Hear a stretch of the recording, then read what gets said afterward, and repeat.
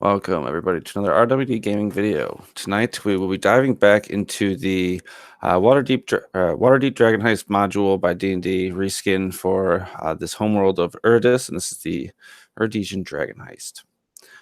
Tonight, I'll be joined by my four lovely players, Jason, Jose, Phillip, and Connor.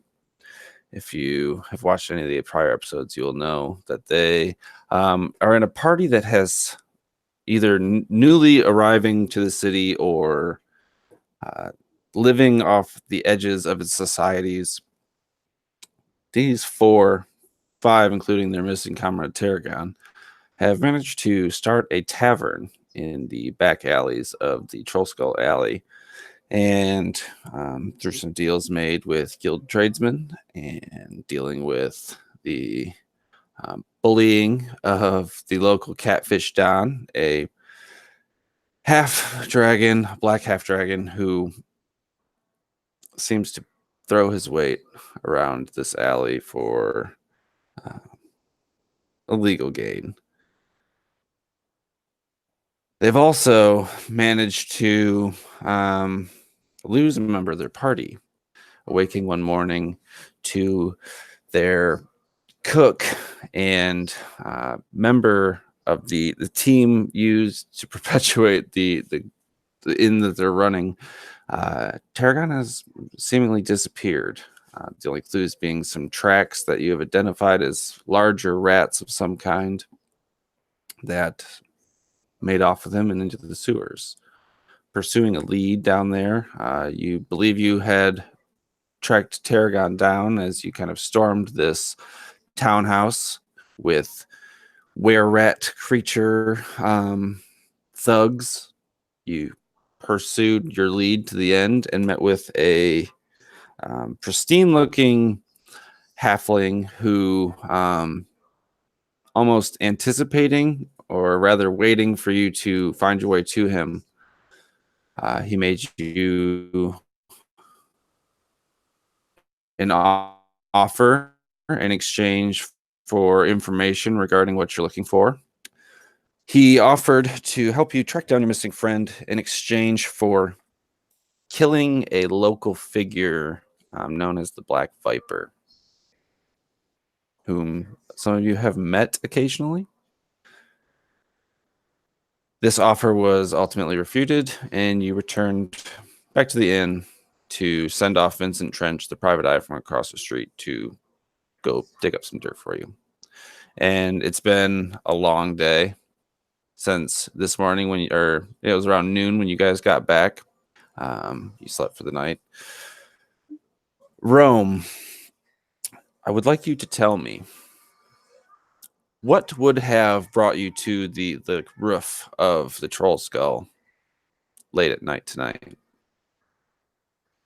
I would imagine with like everything going on, Rome would be in the top of the roof, like setting up certain spells like alarms and things like that, so that way, we won't be surprised again. So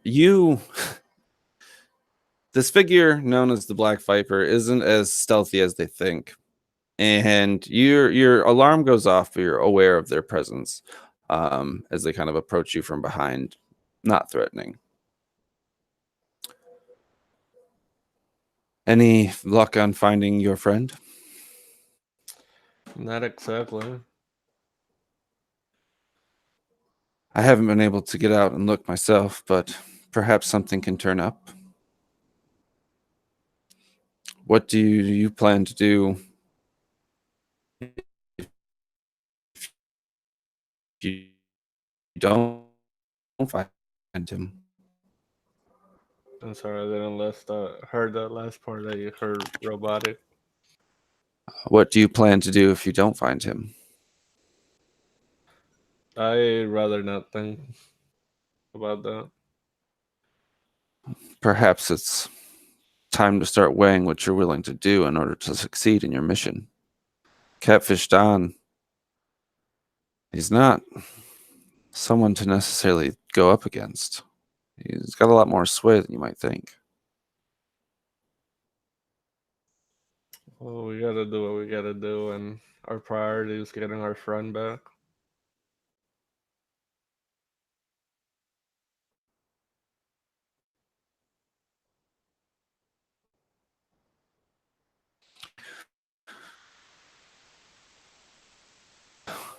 I think I can get my hands on a potion of greater restoration that potentially would aid Hugh of the damage that was done to him a month ago.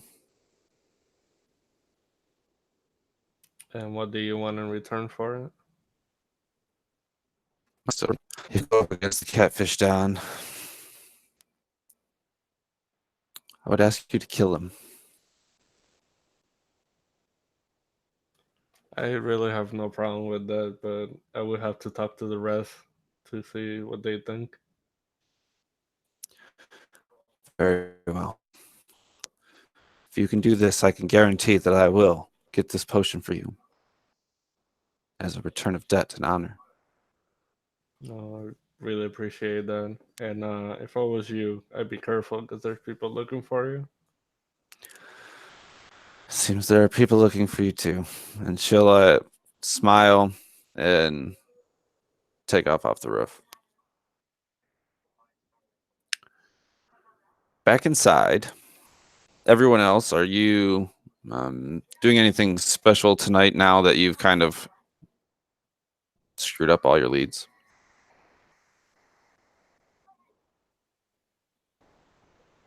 Drake is probably like cleaning up the place after the day's work, just making sure it's going to be ready for tomorrow. Liff, he's kind of just generally assisting you.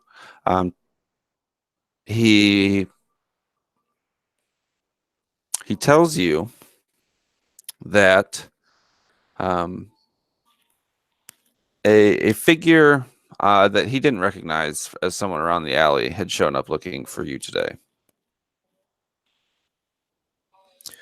All he asked is if you were here, and you weren't, so he left.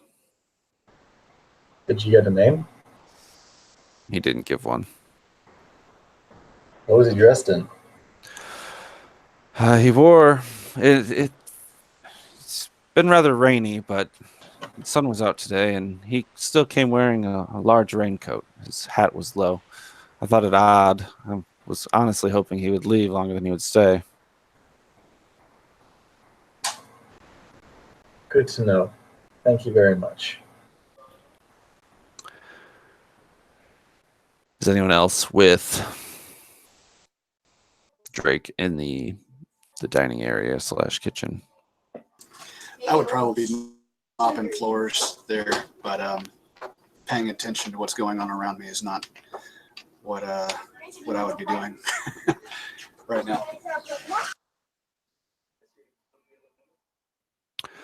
Hugh, you're in the same you're in the kitchen as well. Your existence has been pretty simple these days, but Rome, you are coming in at this time from upstairs.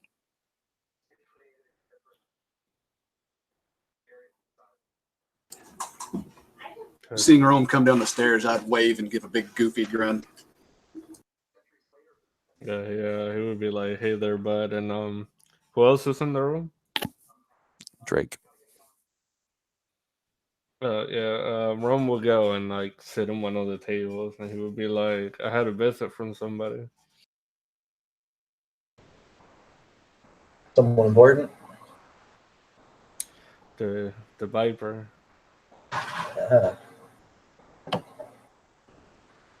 She made me quite the proposition. Why aren't you up there now fulfilling a proposition? Well, she said she could give me a potion to restore Hugh back to the way he was, but in return we gotta kill the catfish Zong. That seems like a win-win scenario for us. I kind of figure you guys wouldn't mind, but I still, I can't answer for you guys.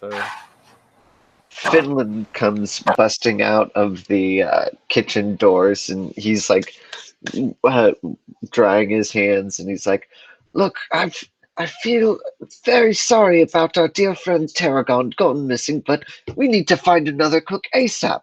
I absolutely cannot keep up back there." Don't look at me. I'm horrible at cooking. Liv, you used to run the place. Were you the cook back there most of the time? Speaking to Liv, Yes. I was less of a cook and more of a businessman, but I can do more to help out, perhaps. I think ultimately getting a hireling would be best for overall. Who was the cook you had working for you last? Chemicalastine. He was a human. I'm sure I could potentially get a hold of him. I really can't leave the vicinity. Perhaps you would like to go speak with him. That won't do. Let's just put up a notice on the public bulletin board, and we'll interview a couple candidates. That sounds like a fantastic plan, Finn. I'll see to it. Would you like to tell Finn the proposition you were given? Yeah, he would tell them that the Viper gave him the proposition to kill this guy, and we would get an elixir to help you get better. Good heavens! That's fantastic. Although, I rather do like Hugh kind of lovable.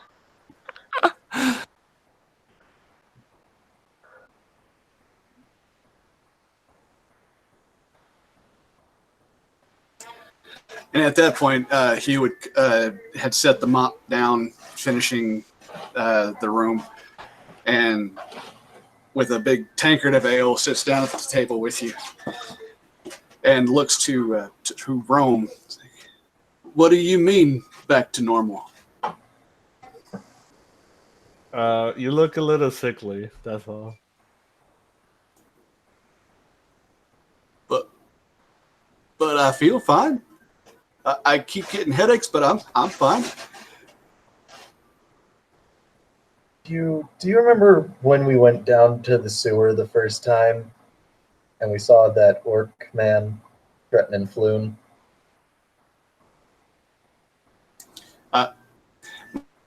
My face would go gray, and I would kind of just rub my arms like I'm cold and shudder. I don't like to think about the sewers. Yeah. While we were there, one of the creatures there decided to feed on some of your smarts.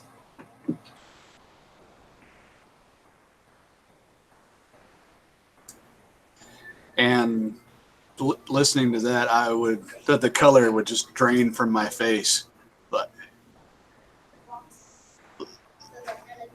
like my brain? Yeah, exactly like that. And Just about almost starved, with like too.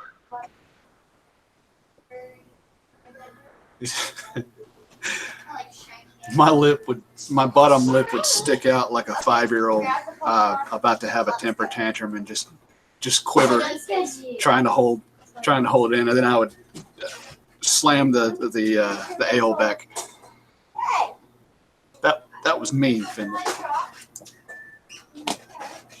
That was what they cut out the last word. That was mean, Finley. Oh, I'm just kidding, Hugh. Don't worry, we'll get you right back to normal.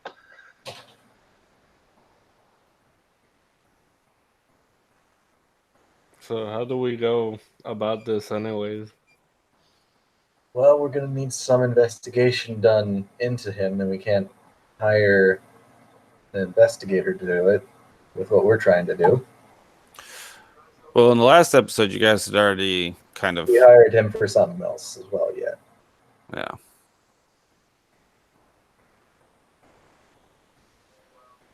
So we probably need to figure out a few things, and next time he comes in, we can probably try to trick him into telling us those things.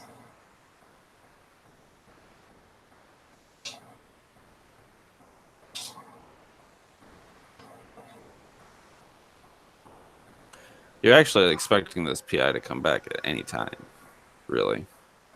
I'm talking about the Don. Right. Sorry. Yeah. You actually, I mean, you could probably provoke him to come here. Just put a sign on the outside that says the catfish Don sucks. Catfish Do we Don know eat where his ass. place is? You're. I mean, he owns like a gambling den or something, perhaps like this higher. It's not even really higher end. It's kind of just like a drug den, basically.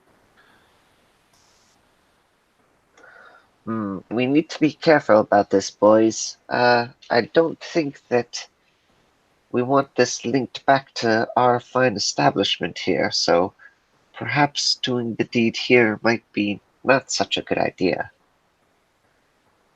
I'm just saying we bring him here to get the information we need to find him again. And then we go out and search him out.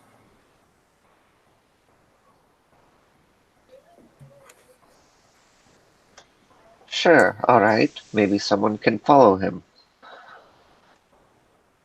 Not a bad idea. Or we can always try to send him a message that we're gonna give him some money or something and meet him somewhere. He would practically bounce up and down in his chair. Like, ooh, ooh, I'm real good at following people. I'm real good at it. Nobody sees me. Can I get everyone to roll perception?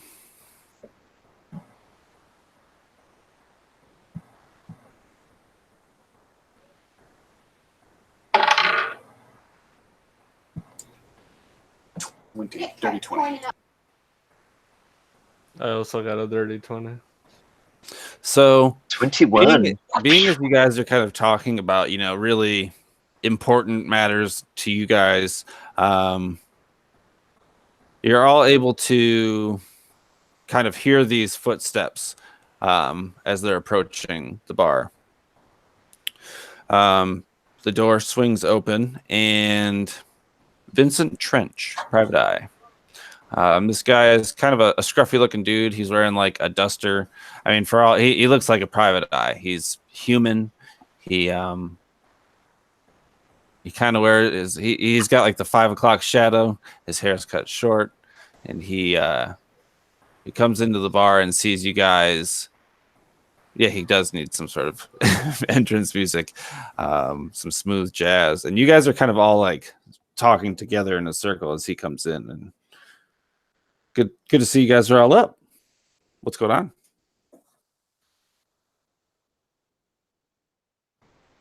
Just discussing the problem we've been having. It's not much matter to you.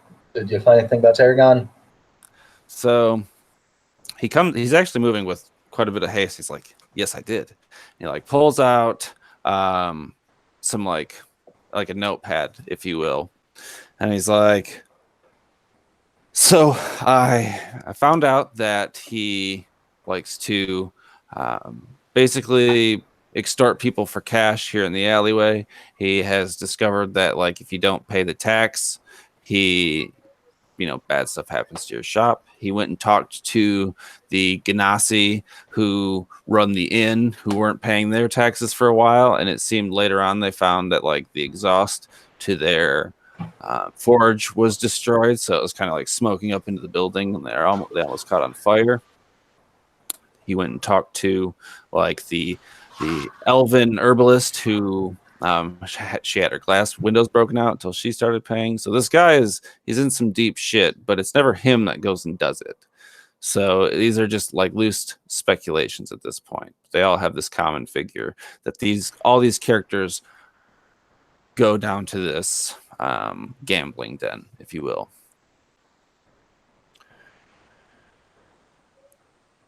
He thinks. Oh, go ahead. And anything about Tarragon? Unfortunately, I haven't seen him, but I know there perhaps is some connections down by the docks. It seems that some of these shadier figures have gone down to an abandoned meat packaging plant.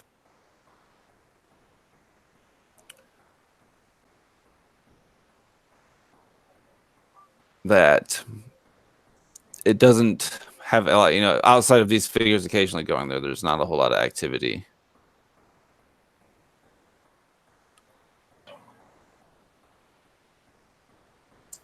He was trying to look as serious as he possibly can listening to this. So you said that the commonality between all of these different vandalisms that happened was the people that did them went to a certain gambling den. Yeah. Whereabouts would that be? It's not far from here. If you take the alley out and you go out to the main street and make a left, and he gives you directions down to, it's a seedier part. It's like a neighborhood just outside the docks. Like, it's not like a high-end place by any means, but it probably gets a lot of foot traffic. So let's say, hypothetically, some papers ended up in your office that linked the catfish Don to these vandalisms. Would that be enough to put him away? Be at least a reason to get him in, so we can get him on that process to be put away justly.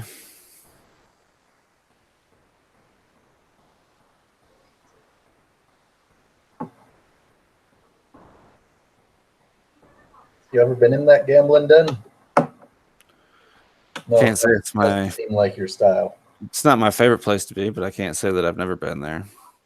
Sometimes work makes you go to places you don't want to. Yeah, I know that feeling. How many men does it seem like Catfish Don has around him in this gambling den? My count's 3, but I could be wrong.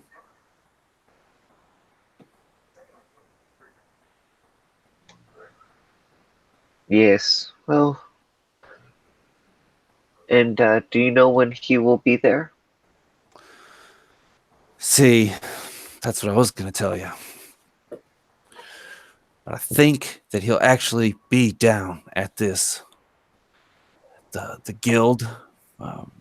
He's going to be trying to shake down the guild leader for the meat distribution. I forgot his name.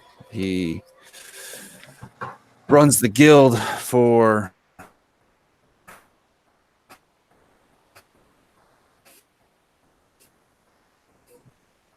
just distributing all the beats, the different ends. Ooh, I think he's going to try and put one over on him. All right. I think they're going to be down in the meat packaging plant tonight. If that's any better.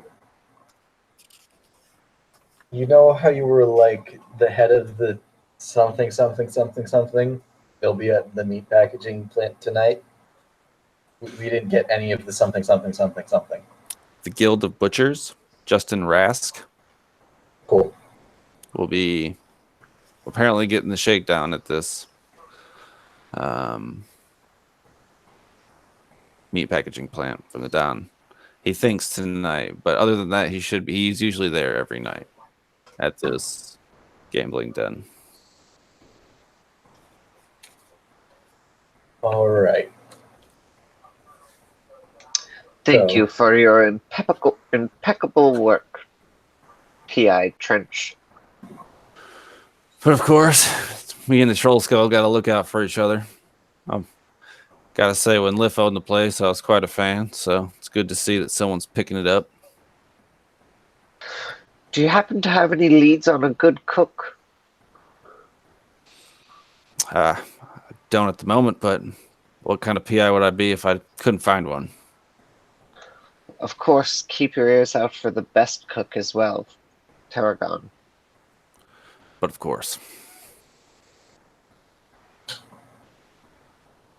And Thank you very much. We'll see you again. he like nods to you. We'll be back for breakfast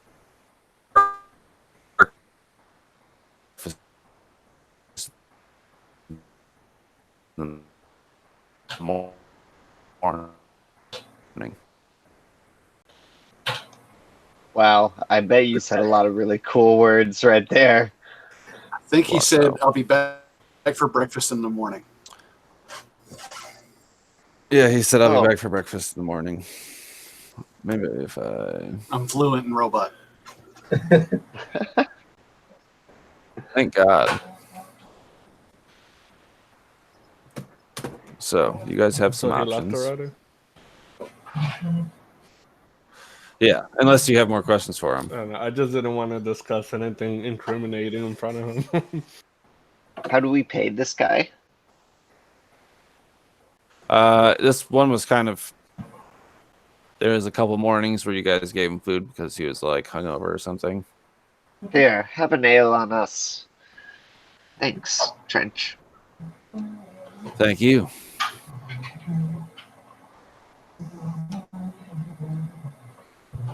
Drake is going to make sure the door is shut behind Trench. Then he's going to look to the other three and he's going to say, well, meat packaging place is probably the best bet for tonight.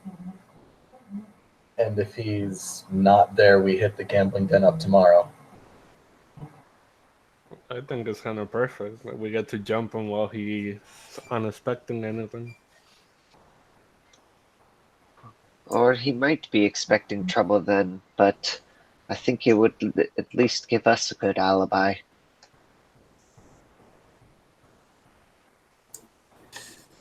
It sounds like fun. We could get up on the rooftops, and once he's in place, we could swoop down like a bat. Don't be ridiculous, Hugh.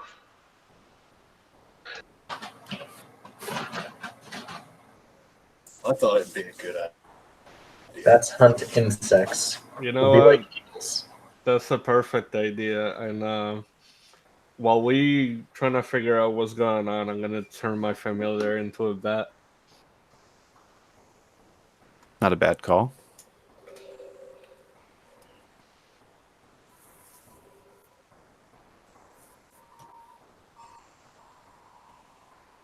Is there any other plans you'd like to make? I mean, he said tonight. I meant the following day.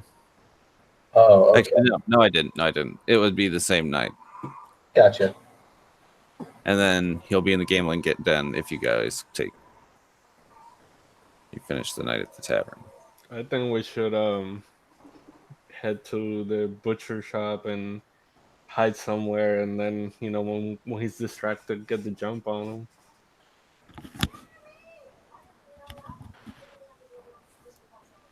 Yeah, Drake is gonna get his gear on before headed out. I agree. Yeah, he on the table. Yes, and run upstairs to get his gear. Oh man, hopefully we don't die.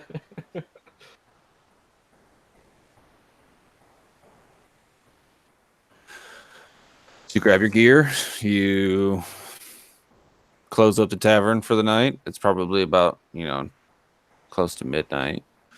If someone comes in, scare him back out. He kind of like, you see as like his ghostly form kind of like clasps its hands, but it kind of takes on a more like elongated and like sunken face version with like a very sadistic smile. But only Exactly like that. Very well.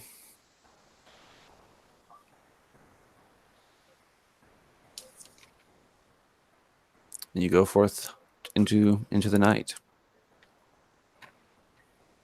You know the whereabouts of this gambling den, but you do not know the exact whereabouts of this. I guess, where were you going? You're going to the meat packaging, or you're going to the Guildmaster's butchery, Yes. or are you going to the meat packaging plant? We're going to the meat packaging plant because that's where Trent said that the catfish Don would be. Yeah, okay. So I need a group survival check to kind of navigate your way there in the dark. So if more than half of you succeed, you will pass.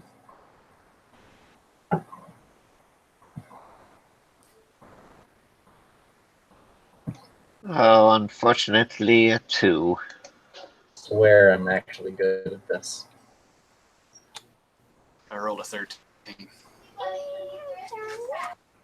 I had a 16.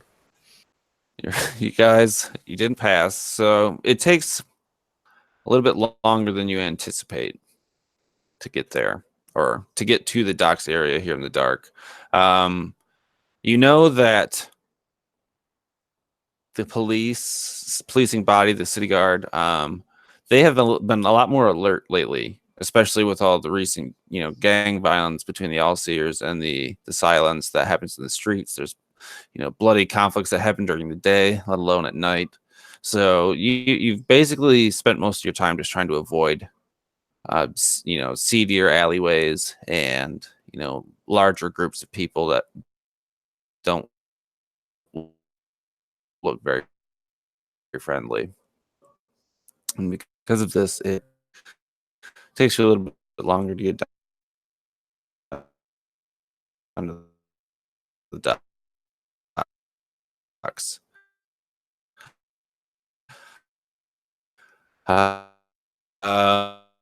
Um, you're pretty sure you found the right area, but you aren't positive. God damn it. That's annoying.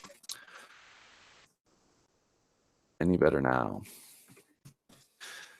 Any better? Yes. Jesus Christ. Maybe cut your He is video. risen. Yes, today. Yeah, let me try cutting my video. Is that any better? Consistently, hopefully. Oh, it looks way better. Yeah. Thanks, Phillip. Nah, so far you sound great. So let's just hope it holds up. Well, hopefully this alleviates the problem for at least a little while. So, you said we think we have the right place, but we're not quite sure? You're in the right area, right-ish area. You're down by the docks.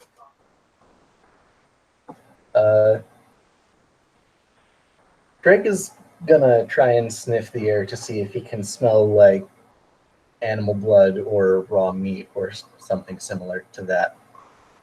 Okay. Give me a perception or investigation. That's gonna be a 7 total. So there's a lot of like sea brine coming in off the surf, and it really like dampens the smell of everything down here. It smells like rotting fish.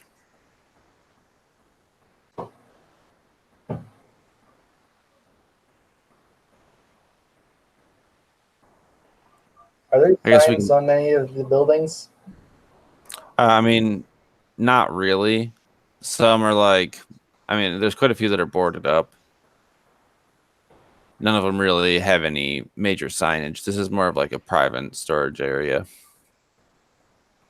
I think I got this. I will tell everybody, and I'm gonna like lay against a wall so that way, like after I do this, I don't like fall on my ass. But he would take out of his coat the bat, throw it in the air, and I'm gonna see through his eyes while it's flying in there.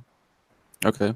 So you're gonna try flying into a warehouse or something? Yeah, see if there's any like overhead part that he can get through, like a window or a crack or something. Sure. That sounds doable. And you're gonna I would like give me a percentile roll. So 2d10. And if it's higher than 65%, you'll find the one you're looking for.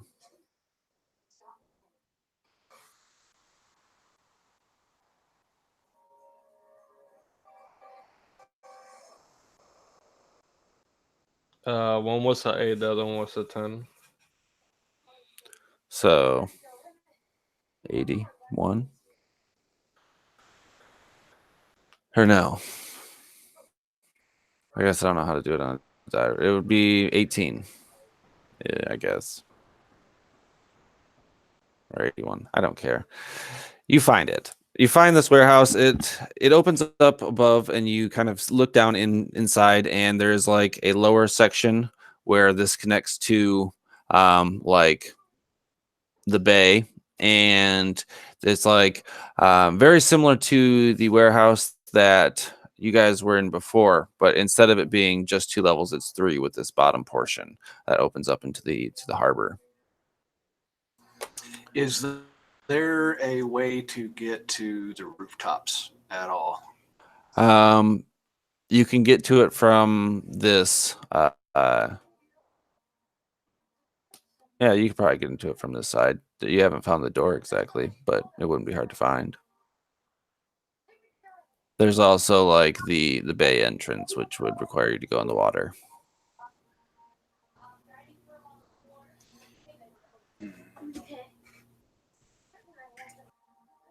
Do I see anybody in there or no? You it takes you a minute to kind of like spiral down because for the most part it's dark. You see 3, actually no, you see 4 half orcs who have kind of been roughing up this kind of hooded figure, like pushing him around. They're not really shouting at him as much as they are just threatening him with weapons and pushing him.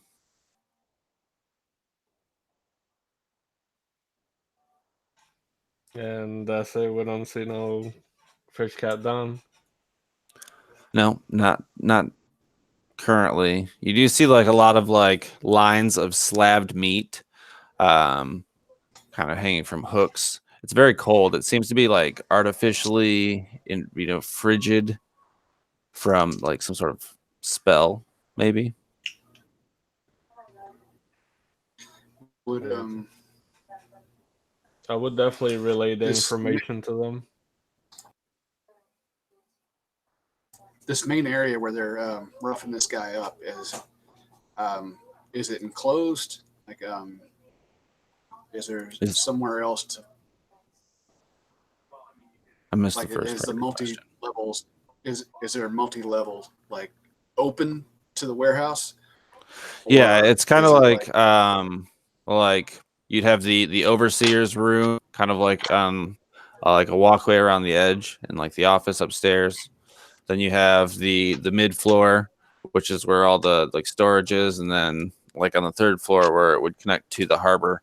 I want to say probably like a portion of the 1st floor is open to see down to this 3rd floor. There's steps, of course, to lead down there, but it's like they would use the big hole in the floor to lower stuff down from the 1st floor to ships. Gotcha. And they're on the 1st floor, so basically at the top, right? 1st floor is what? Unless I'm just misunderstanding how you're describing it, the 1st floor is like the top level and it goes down towards the harbor. Is Yeah, that how you mean? And they're on the 1st floor. correct. Okay.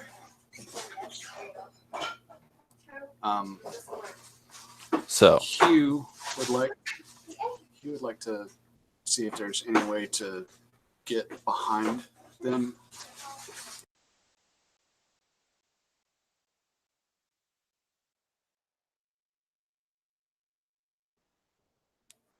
you want to get behind them, like coming inside? Yeah, I would like to stealth around and sneak through without them seeing us and somehow get on either side of them, like 2 of us on one side, 2 of us on the other. Yeah, if anybody ends up going in, I'll have the bat like fly around to distract them. Hugh, pardon me, but perhaps maybe we should go in, and I'll point to me and Rome.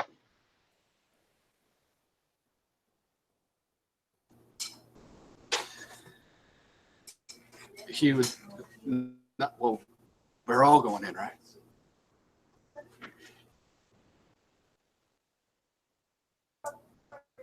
I mean, me and Drake here, and slap Drake in the chest.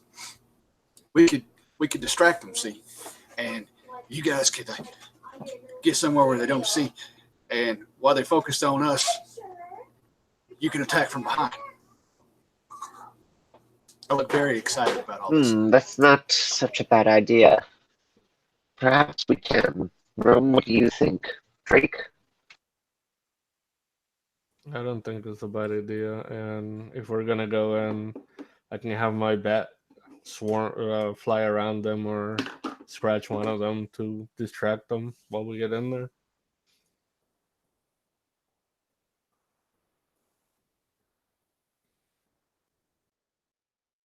This is all 100% doable. If you're going to be stealthy inside, I need stealth checks.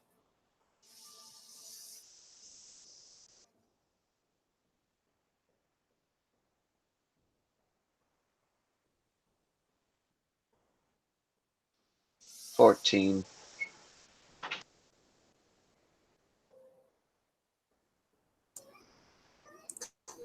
6. I got a Sorry, 3. 9. Okay. This So sounds about right for us. you attempt to get inside. Clyde.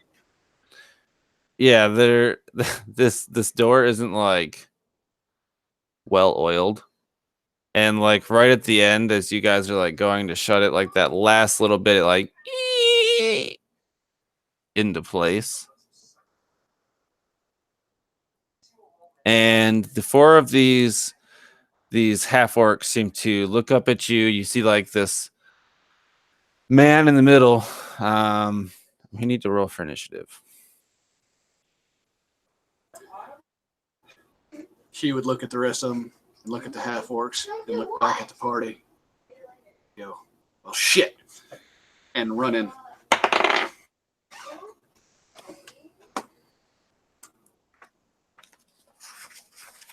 Yes, it is. 13 for initiative.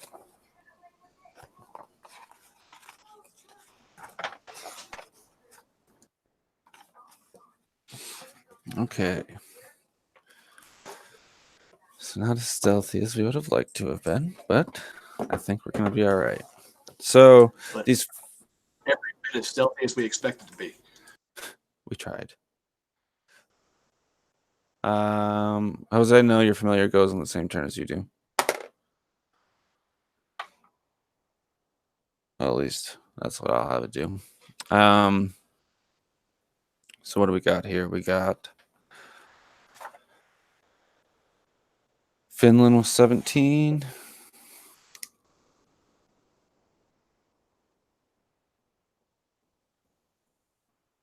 Hugh, Drake.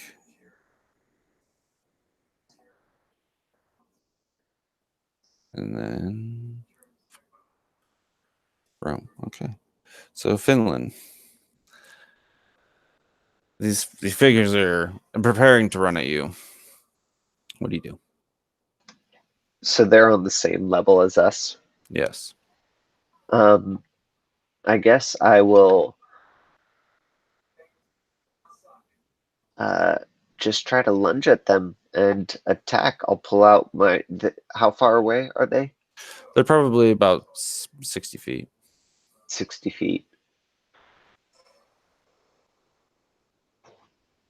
Okay, well, and then we are like in the doorway Yeah. with the door just shut. Yep. Unless, I mean, you could have left. And are there any like crates around us? There are giant slabs of meat in the process of being packaged. So, like, Okay. imagine this is like a giant fridge somehow, and like they have like the huge racks of like half a cow or a pig or whatever just hanging Yeah. from hooks in here. Okay, so can I like get out my short bow, fire at them, and then as my bonus action try to hide behind one of these carcasses? Absolutely. Okay. So yeah, I will fire at them with my short bow. And that is a 21 21 will definitely hit. for 5 damage as I loose an arrow. Okay. Stay back, you horrible beasts, or you'll end up like these carcasses. Q. Oh, well, you want to roll to stealth? To hide? Yes. Ooh, that's great. 25. And yeah, you most definitely kind of slink into these slabs of meat off to which side, the left or right? Left side. Okay. Now we're going to Hugh.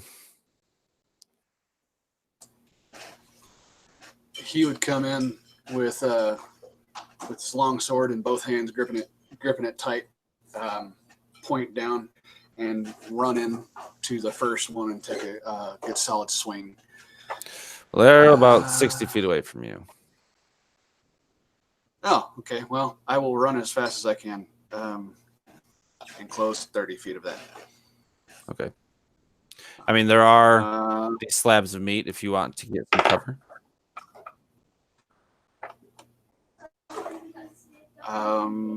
No, I don't feel like right now I'd be smart enough to take cover. Okay. But what I can do is dash that 60 feet, right? Oh, absolutely. Okay, so I would like to dash that 60 feet and use my action surge to take an additional action on my turn. So I'll do that, close to 60 feet, and use my action surge to attack. Okay. Yep.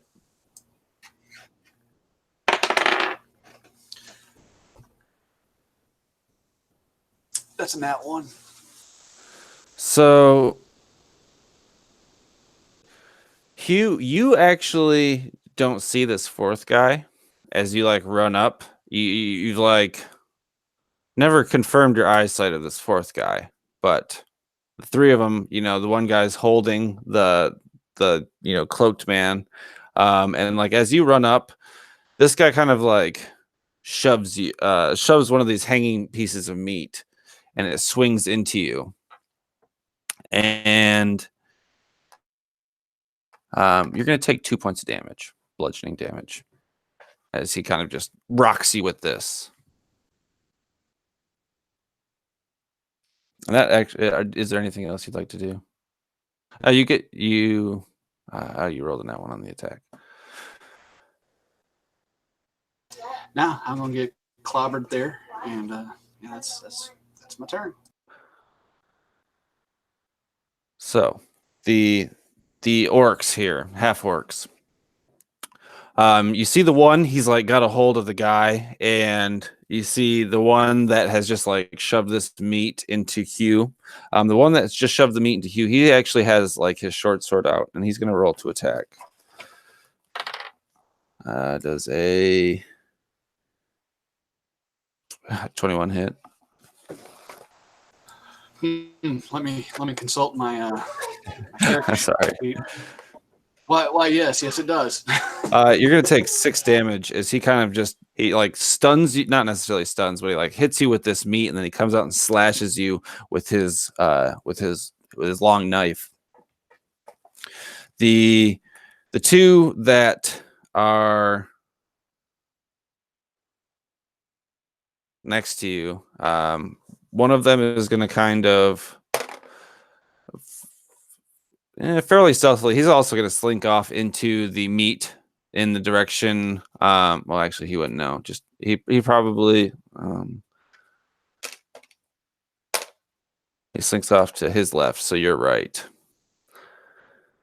And there's the second one that's standing there. He's going to look at you, Hugh, and he's going to kind of like, and he's got like a billy club, and he swings and makes a solid strike against you for another 5 points of damage, but his second swing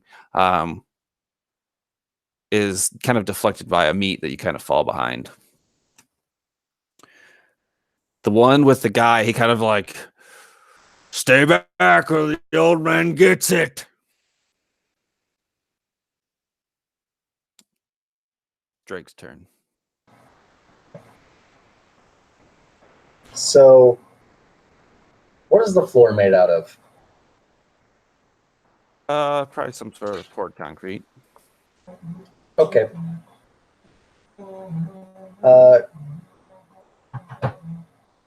This probably is not at all going to be possible, but is there a way I could line up my breath weapon to hit the guy holding the cloaked man and not hit the cloaked man, or would I have to get them both?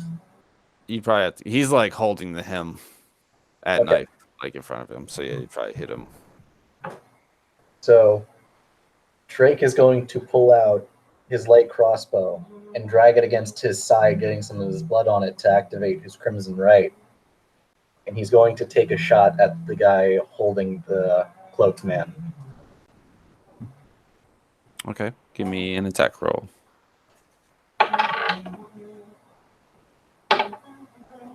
Oh, that's over 20.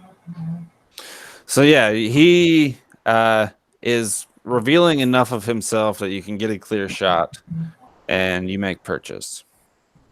Cool. So he is going to be taking 58 plus 1 piercing damage and D4 lightning. So that is 7 piercing, 1 lightning damage. And Drake is just going to growl at him. No need to get closer.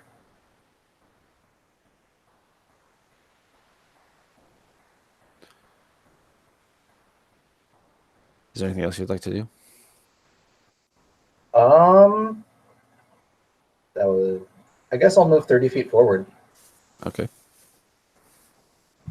and that's my turn. Rome. Quick question. Dashing is a bonus action, right? Dashing is an action. Unless you're a rogue. Yeah. Let's see. Yeah. Otherwise, it's your movement and your action together, double movement. All right, I'm gonna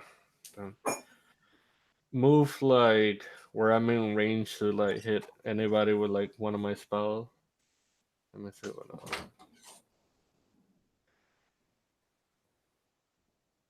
I know what I'm gonna. I'm gonna run and get as close as I can to cast Race of Frost on the guy holding the gun. Okay. Is that a DC or a roll to hit? Roll to hit. Give me an attack roll.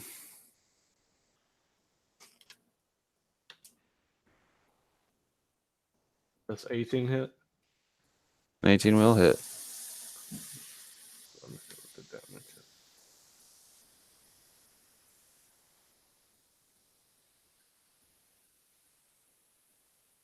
All right, he takes 8 damage, 8. and let's see. It said his speed is reduced by 10 until the start of next round, Okay. and that will be my turn. So that brings us to the top with Finland. So this guy looks like he's been hit pretty hard by a few of my compatriots, right? The guy holding this hostage, yeah. Yeah. So how, and I guess how wounded does he look? I mean, he's got hit by a ray of frost and he's taken an arrow to the chest, but he's still Okay. he looks fairly upset for how much you've attacked him. Okay, well, I'll pop out from behind of one of these carcasses then and shoot an arrow right into him. Okay, give me an attack with advantage. With advantage. Oh, that's right. Oh man. Okay, well, that is 17. 17 will hit. Fantastic. That's 9 damage. So you also pierce his skin with the point of an arrow. Let the hostage go, and then I will tumble and dive, ducking behind another carcass. Roll stealth. 21. Yeah, okay. So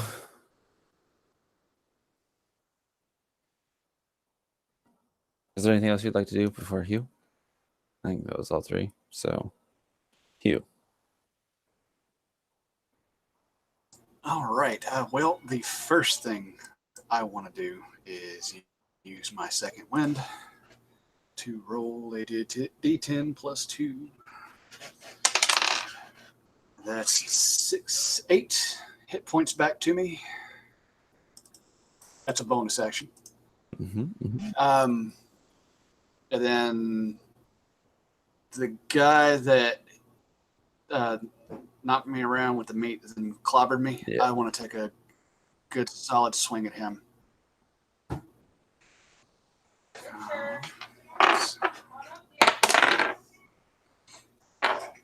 I have been redeemed. Nat 20. Oh yeah. And some damage.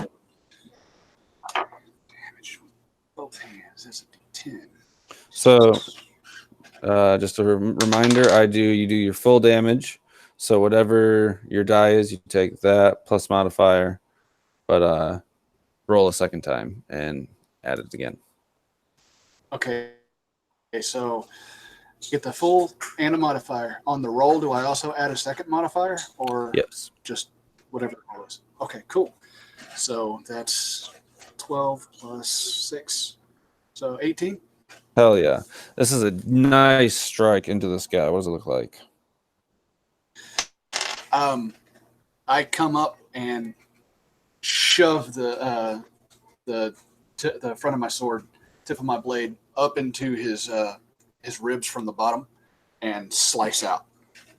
So you're fairly certain like you've eviscerated this guy, but you see that like it's just maybe you punctured a little bit too. He's a little bit fatter than you imagined, and you didn't go as deep as you'd like to. And you just kind of like slash out of the fat on his hide, and it hits him real bad. But he looks at you with a crazed look.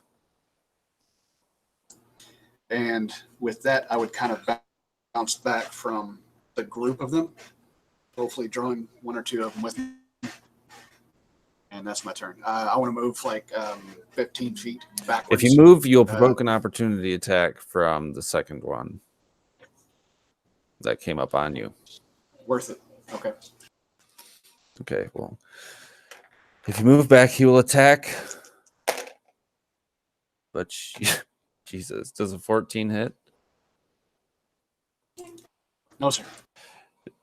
He just doesn't anticipate you kind of pivoting back off your foot so quickly as you lurch that 15 feet backwards.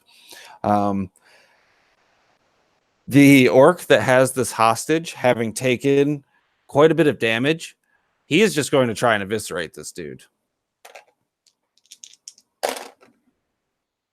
And with a 24 to hit, you see basically this he was one of the smaller orcs of the few. He had the hostage by like the scruff of his coat with like the sharp, nasty looking dagger. And you just see it kind of like go into the hood with the shadows. You can't see the face, but this almost black liquid in the night kind of sprays onto the floor, and he falls to the ground as this guy prepares to run away.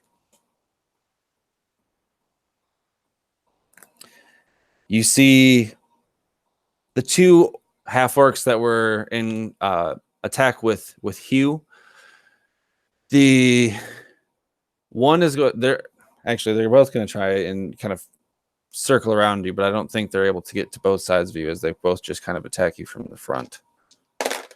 The first one swings for 3 damage.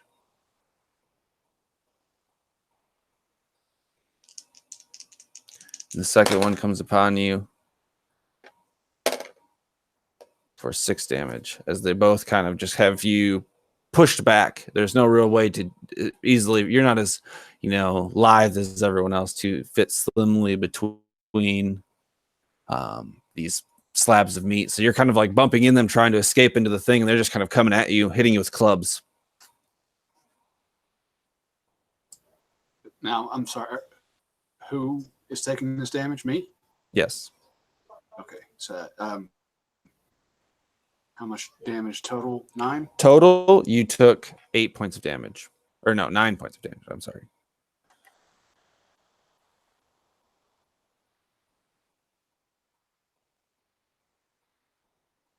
And this fourth figure remains to be seen, which would bring us to Drake.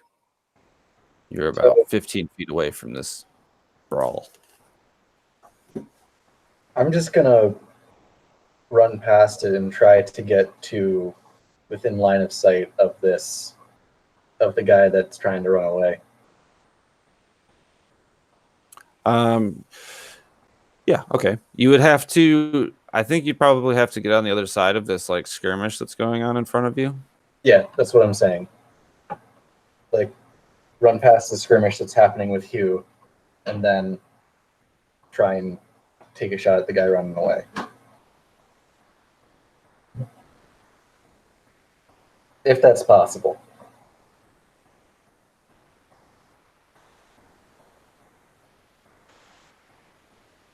Yeah. Go ahead and give me like an acrobatics or athletics to kind of shove some of this meat out of the way so you can get around them. That's going in the egg. 8. So as you kind of like shove this like hunk of meat to get around this skirmish going around between Hugh and these two orcs, you feel the meat shoved back, and you are also going to take some bludgeoning damage as you have been discovered by this orc that was kind of looming outside the fray.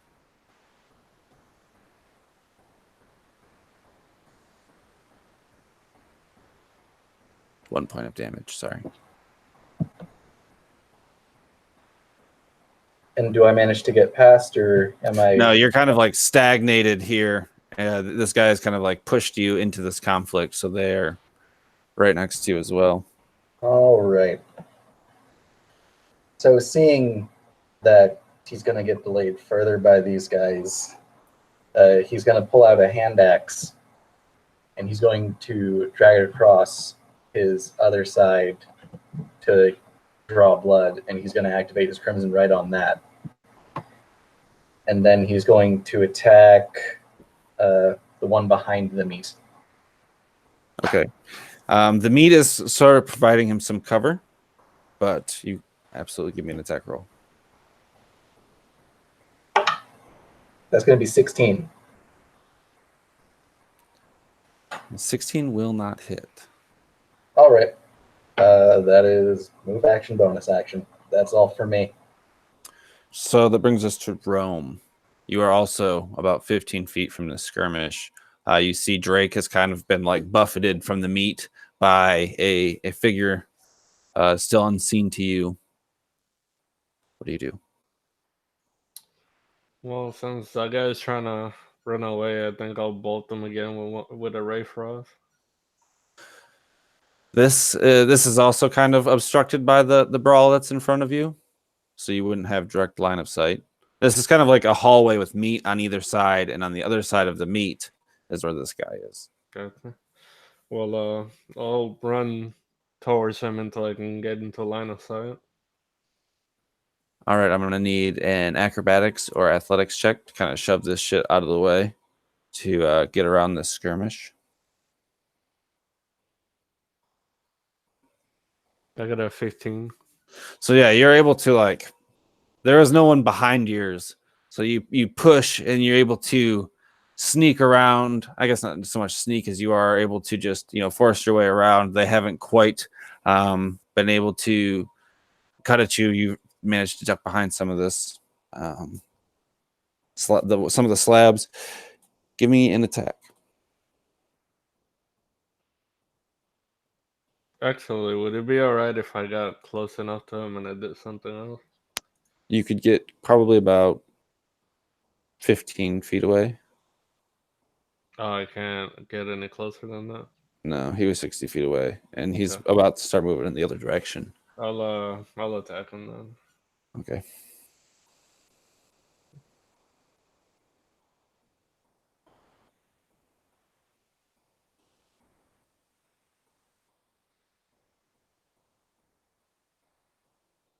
Uh, 19.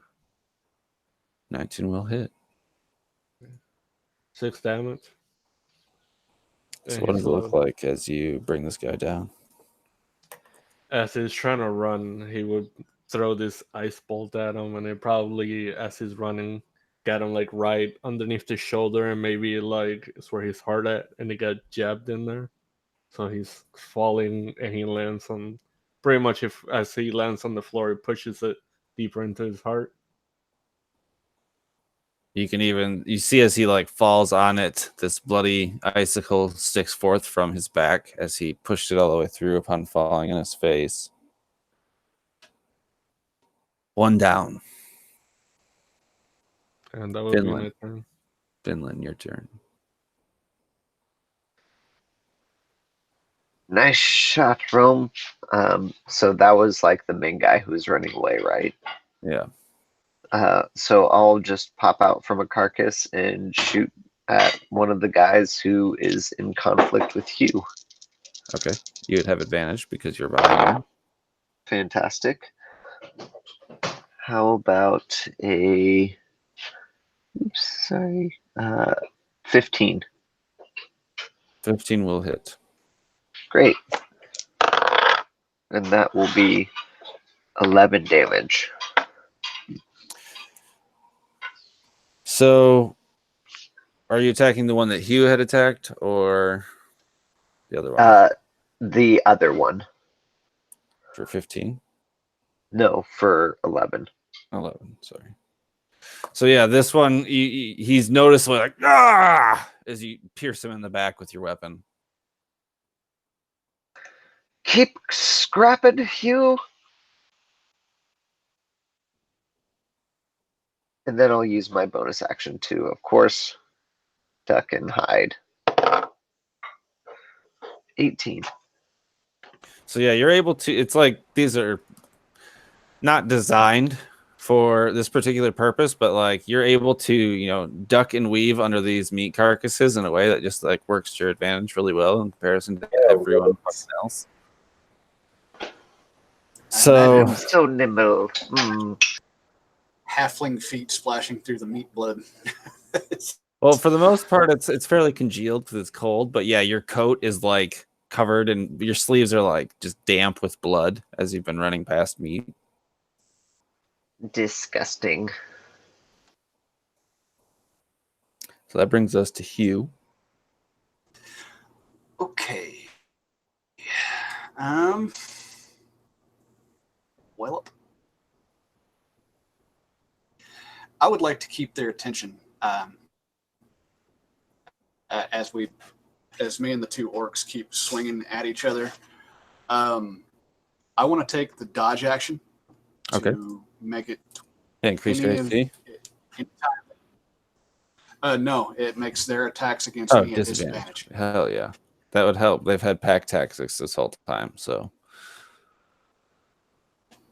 that's what I'd like to do there. So they would just see the three of us swirling and twirling and stepping in between slabs of meat and all this, and much more ready really for an attack. Yep. That's Okay. me this turn. Hopefully, extraction will help them get them down. So that brings us to their turn. Drake, the one that's in front of you, has kind of like leaned out from around this slab of meat, and he is going to he's going to miss his first attack, and he's going to hit with his second attack. I would imagine a 22 hits Yeah, that hits. for 6 points of damage, as he also has a knife, and he kind of slashes at you, and it catches you in like the shoulder and upper arm, and leaves a deep gash kind of down away from your chest.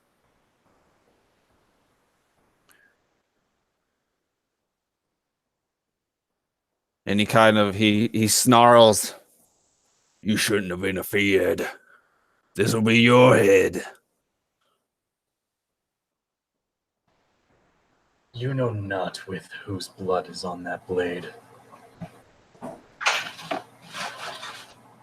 The two orcs that are attacking you, Hugh, they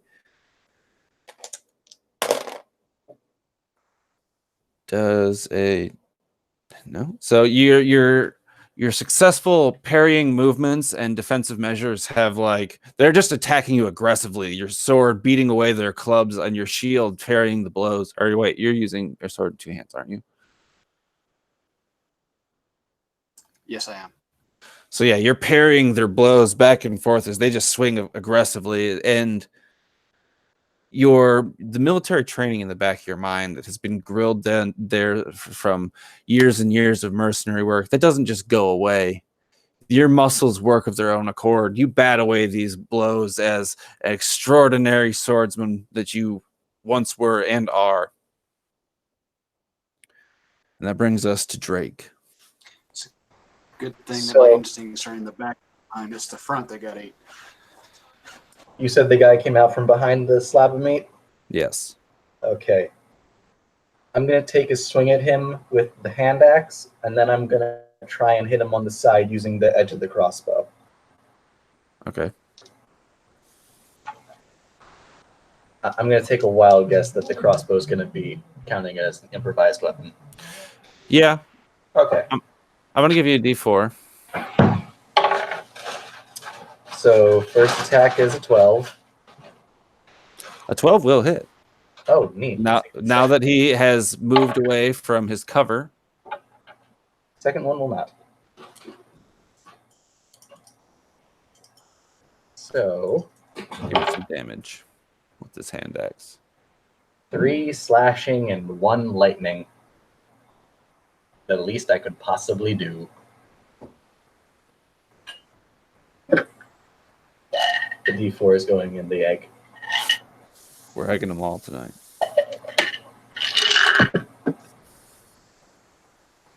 I would imagine that ends your turn. Yeah. Rome. Let's see. I would say seeing Hugh being beaten up by these 2 orcs, I would get my my crossbow out and aim at one of them and take a shot. I would aim at whichever I see that looks the bloodiest. They both look pretty hurt. One more so than another. The one that's kind of like aggressively been hit by Hugh.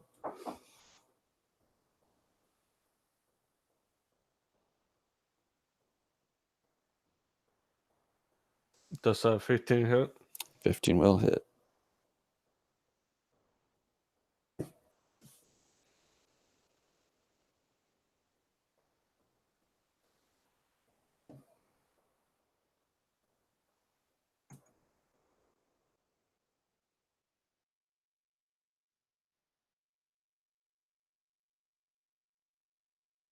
How much damage? 5 damage.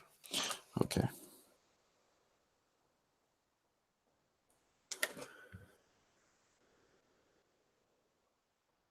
So that would bring us to Finland. Hey, Hang in there, Hugh. We'll get these motherfuckers. I'll pop out from behind this slab of meat and try to pin him with another arrow. Nat 20. Full damage plus some. So that is 10 damage. And then what did you say? Plus some? Yep. What's the sum? Roll again. It'd be your Oh, full damage, and then roll again. Okay. And then just add the dice, not my ability modifier. You can add your ability modifier both times. Okay. So that would be 10 and then 8. So 18 damage. And this is towards the one that I shot.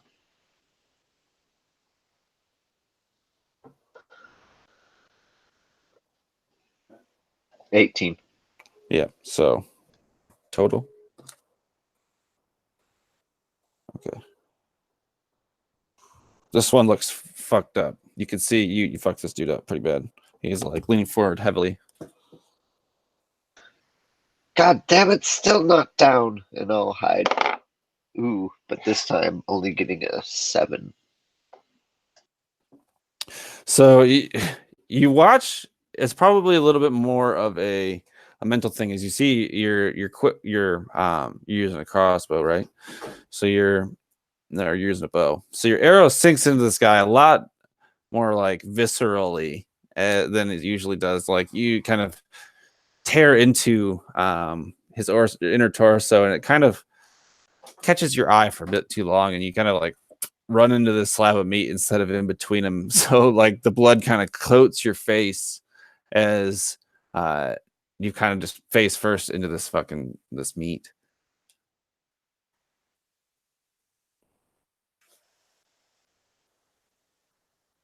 That would bring us to Hugh. Still 2 of them in front of me, right? Yes, one of them looks pretty fucked up. The other one, not as overtly beaten, but he looks pretty fucked up too. That was the one you had attacked. I'm going to keep up this tactic as it seems to be working out much better.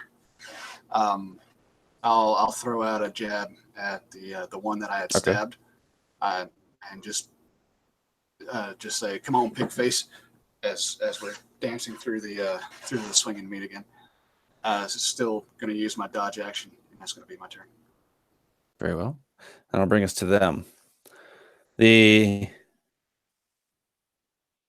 one that has been shot through the chest, he kind of like turns away, and he sees you, Rome, kind of like in between you and the door, and he looks back at Hugh, and just like with a final burst of strength, he's going to attack you, Hugh, for a 19 on the die.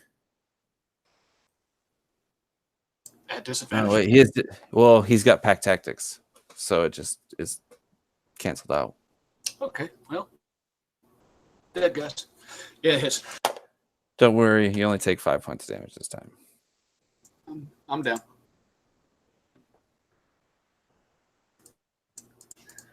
So as this club, you can see he's visibly wounded, just as you, and he swings at you, and it hits you in the neck, and it puts you down. You guys see a spurt of blood spray onto the hanging meat next to me, and I collapse. Hugh!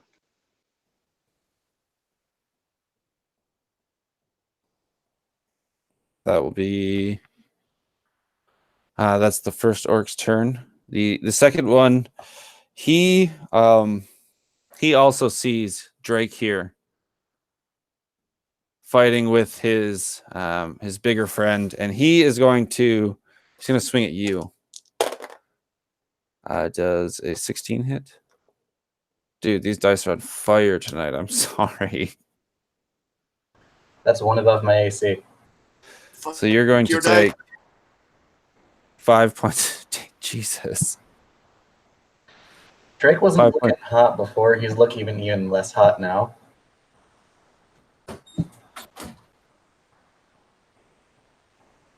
Then there is the orc that had attacked you before, Drake, Yeah, and he's gonna swing at you.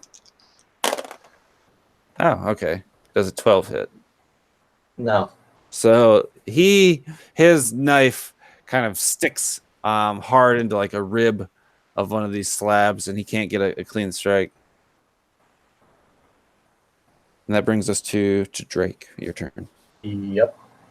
I'm going to take the disengage action. Okay. Then I'm going to run back my full 30 feet. Good call. Okay. That is my turn. Rome. I have a quick dumb question. There are no dumb questions. If I grab a bunch of good berries and I like shove them in his mouth or like crush him in his mouth, will he be able to get up or no? Sure. All right. Well, yeah, I'll run to Hugh, and as I'm running, I'll be grabbing the berries out of my pack and like. Well, if you ran directly to Hugh, you'd be right next to 2 orcs and Drake. Well, Drake just ran away. The 2 orcs are still there. That's fine. Next to Hugh. Okay. So yeah, you smash these berries into Hugh's mouth, and you have 10 of them, I imagine. Yeah. Roll a d10.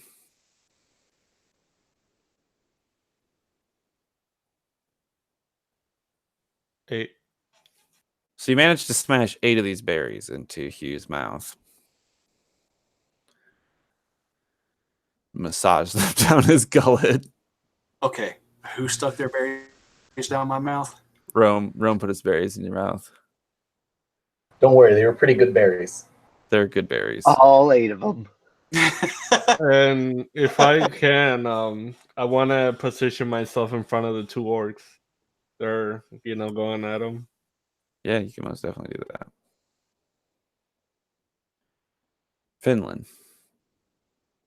I've got you, Rome.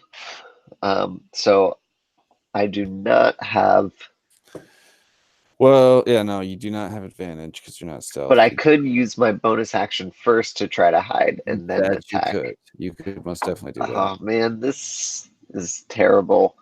How far away from these guys am I? Have you been moving any closer? I imagine you got like 15 feet shy of the other side, so you'd be about 15 feet away in my mind.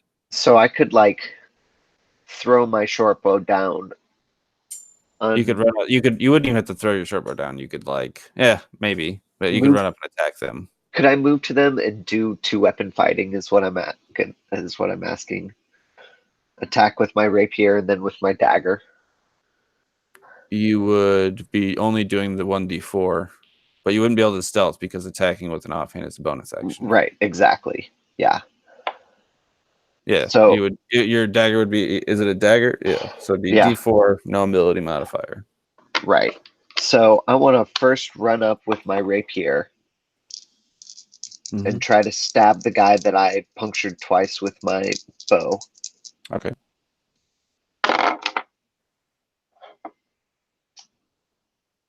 $14. 14 will hit. Yes. And I deal 7 damage to him. So, yeah, what's it look like? I am just running up, and it's so clean with my rapier as I just puncture right through his groin and pull it out and just keep going so that I can try and stab the other guy who is looming, the other orc who is looming over Rome and Hugh with my light weapon. There we go. That is 19 for 2 damage. So this dagger doesn't take your second target quite as hard, but your first target falls toppling into like the side of this hallway here.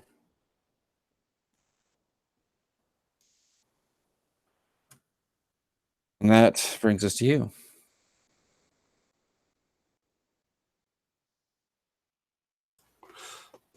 And I'm back up with 8 hit points. So You are up. You have 10. You have 10 health, or 8 health rather. 8 health, yeah. One orc still standing. Rome is standing over you between the 2 orcs remaining. One of them had kind of been pierced by Finland and is kind of like tripped over you and fallen down across. He's down? Like on the ground? Yeah, one of them. Cool. So you would look to Rome and look over to the half orc that's on the ground. Can I roll over on top of him and shove my sword into his chest? He's dead. Oh, he's dead. Yeah. Okay, well, I don't want to stab him then. I'll stick my hand up for Rome to help me up, and I'll use my move action to stand up and take a good solid swing at this half orc that's still standing. This would have been the one that brought you down too, so I'm sure there's some fire in your eyes. Oh yes. Natural 20. Oh yeah. There's fire on a sword now too.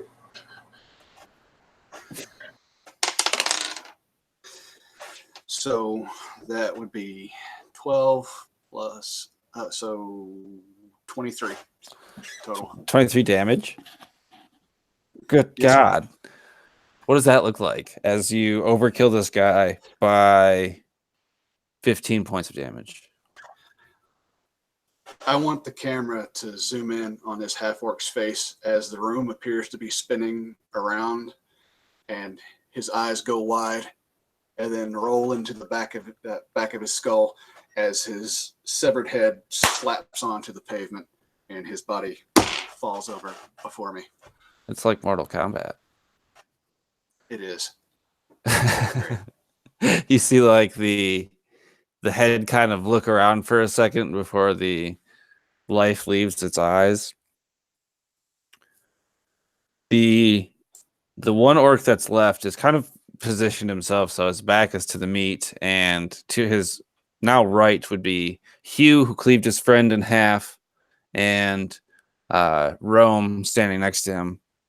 He would cry out in rage and attack you both once. God damn it. His first roll is a natural 20. But his second is a 9. So, Rome, you're going to take 16 points of damage. Oh, God. Yeah, I'm down. As he swings hard and catches you across the chest, leaving a deep wound, kind of spewing forth your blood. And it is enough to make you pass out. Drake. No, Rome! So Drake is going to take aim with his crossbow again, and he's going to fire at this very loud half-orc. He's going to say, "You only delay what's going to happen." That's a crit. We rolled 3 20s in 3 turns.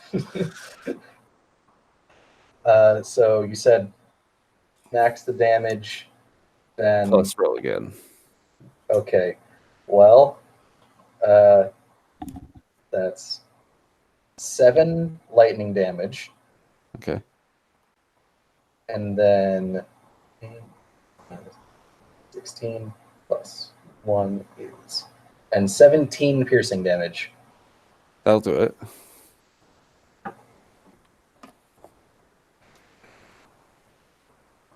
What's it look like? So you would definitely be forgiven for mistaking this specific bolt for being Drake's lightning breath, as it just shoots out, coated in blue electricity, as it slams directly into the center of this orc's chest, and a burst of lightning comes out of it, sending gore across everybody.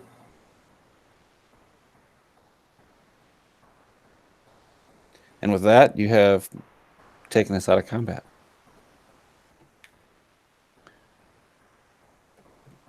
The conflict of the struggle has ceased, and now the only sound that remains is the squeak of the chains holding these slabs of meat. And that's where we're going to take a break. So let's meet back here in 5-10 minutes. So refresh your beverages, do what you got to do, and see what we can salvage of what's just happened.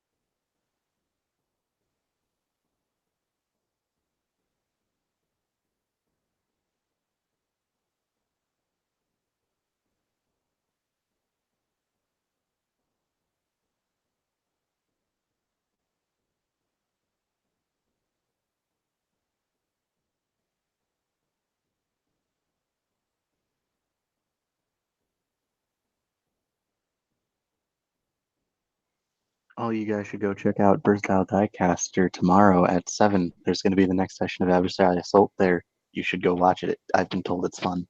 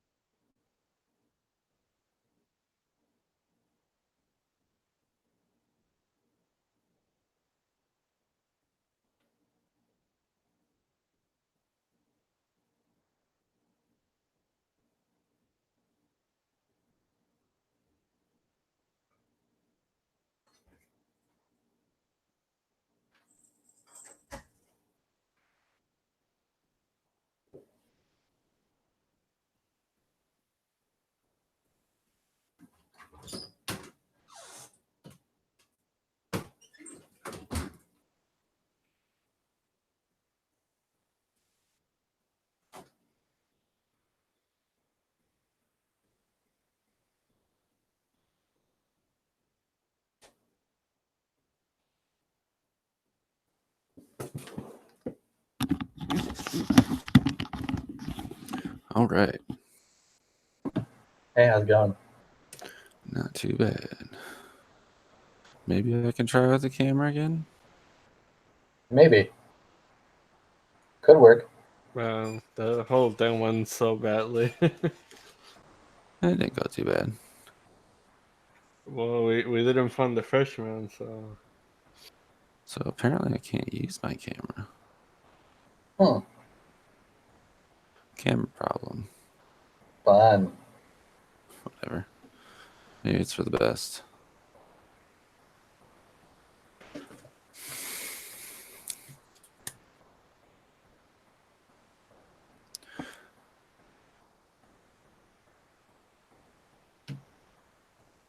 Give everybody a few more minutes.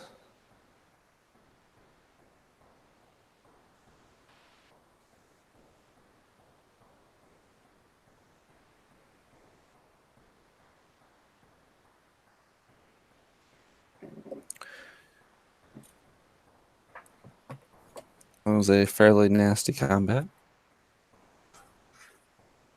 yeah, I guess that went down.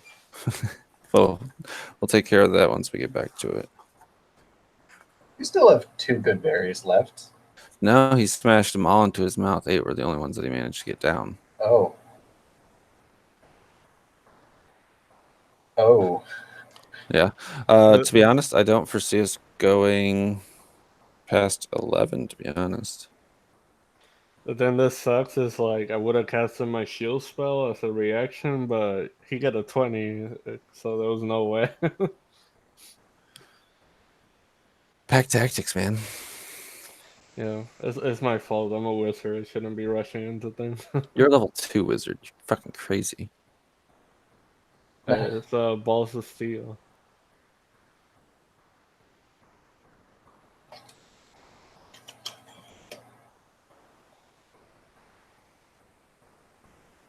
He's unafraid.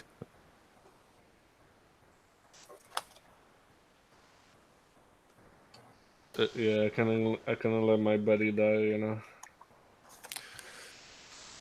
Of course.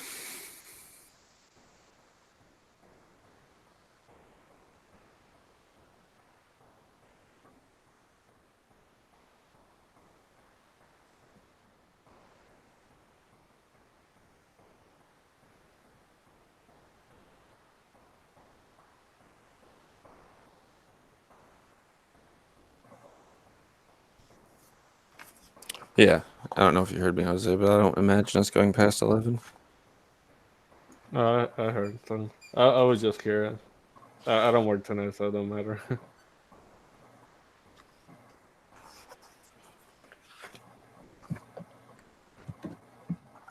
We didn't have too much left of this chapter, and I don't want to get too far into the next one without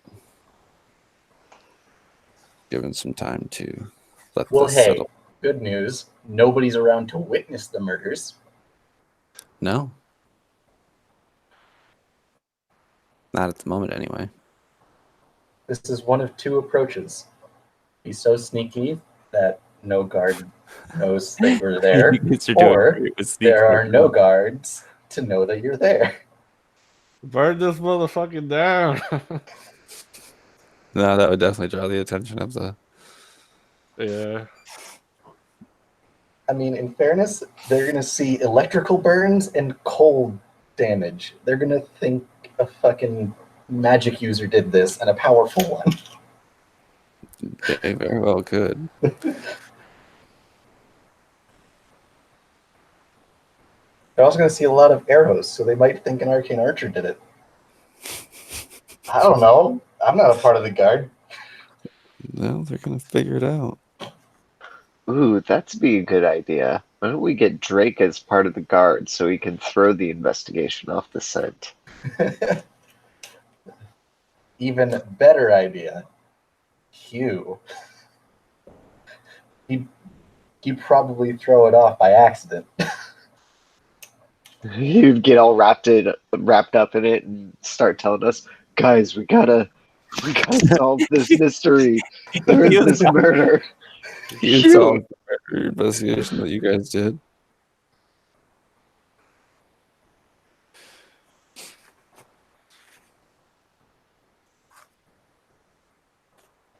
Hugh's a treasure. Well, there's still an All opportunity right. to get that potion.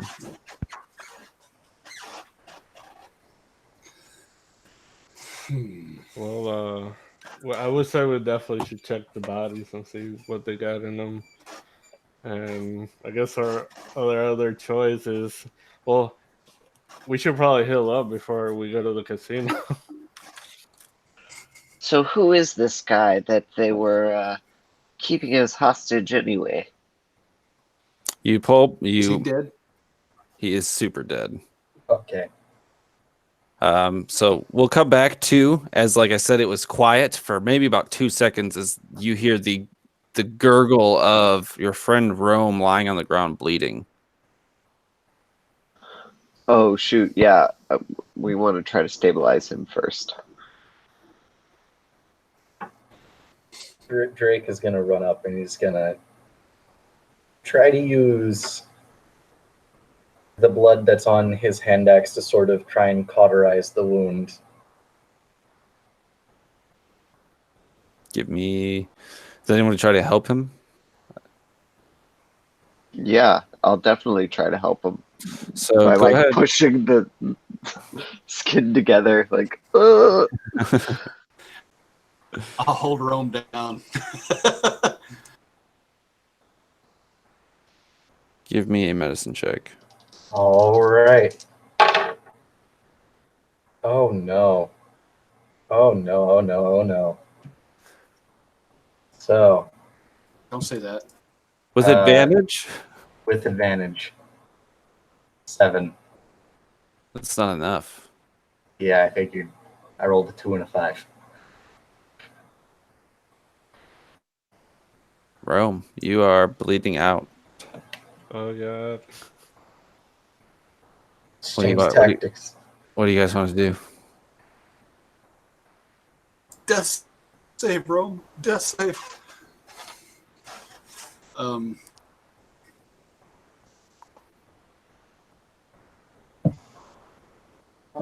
Quick, do someone any, search the guards. Someone search these orcs and see if they had anything. We'll try Yeah, that's one more what I'm doing. time. Perhaps, maybe. Timora might be with me this time, and one of these half orcs might have a potion of healing. Give me Even an minor? investigation check, Hugh, and whoever is attempting. Actually, Rome, give me a death save. I just roll a d20, right? Yeah. That is a 20. Hey. Shit, I got a 20. So you have Oh. passed your first death save. What did you get, Hugh? I rolled a nat 20 So on my investigation. you That's You find- 5 d20s in 5 turns. we're cheating. We are cheating. So Hugh, you rummage through these bodies very quickly, and though these orcs only have probably about 15 gold pieces between them, you notice that the slain man who you've seen maybe once or twice around the inn. This is Justin Rask. Was it Jason or Justin?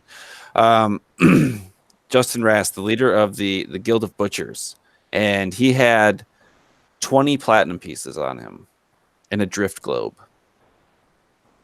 But there doesn't seem to be any potions.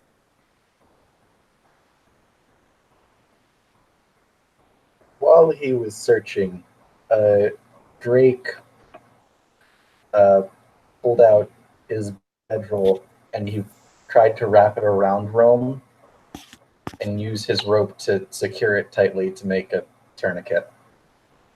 Okay. I'm going to let you guys try and stabilize him one more time.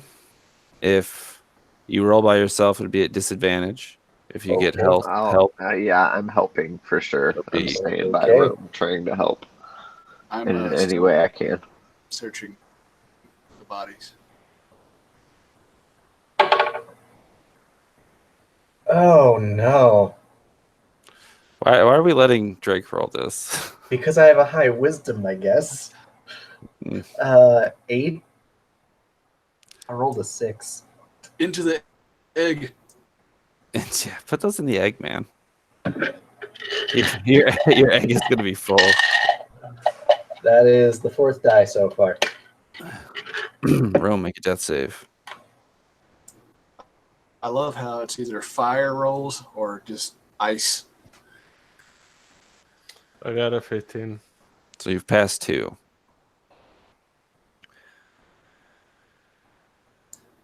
Don't go into the light. Let's try CPR. Please, now. Rome. I'm gonna just go ahead and force this 3rd death save, Rome. I'm probably doing this wrong, but we're just gonna get past it. Rome, roll me one more death save. If you Got pass, an 11. so you've passed. So you've stabilized, but you are still unconscious and not looking very hot.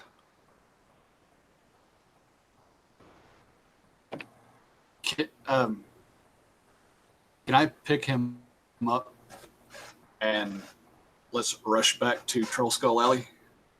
You can most definitely do that.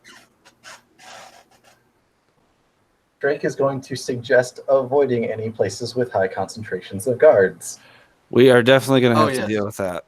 So this is actually going to be a skill challenge, I think. Trying to make it back to the Troll Skull without... Because I had already mentioned that the police patrols were higher because of gang violence. And Yep. you guys were screaming and fighting in this abandoned-esque part of town. Oh, goody. So what I'm going to need is I need 5 successes.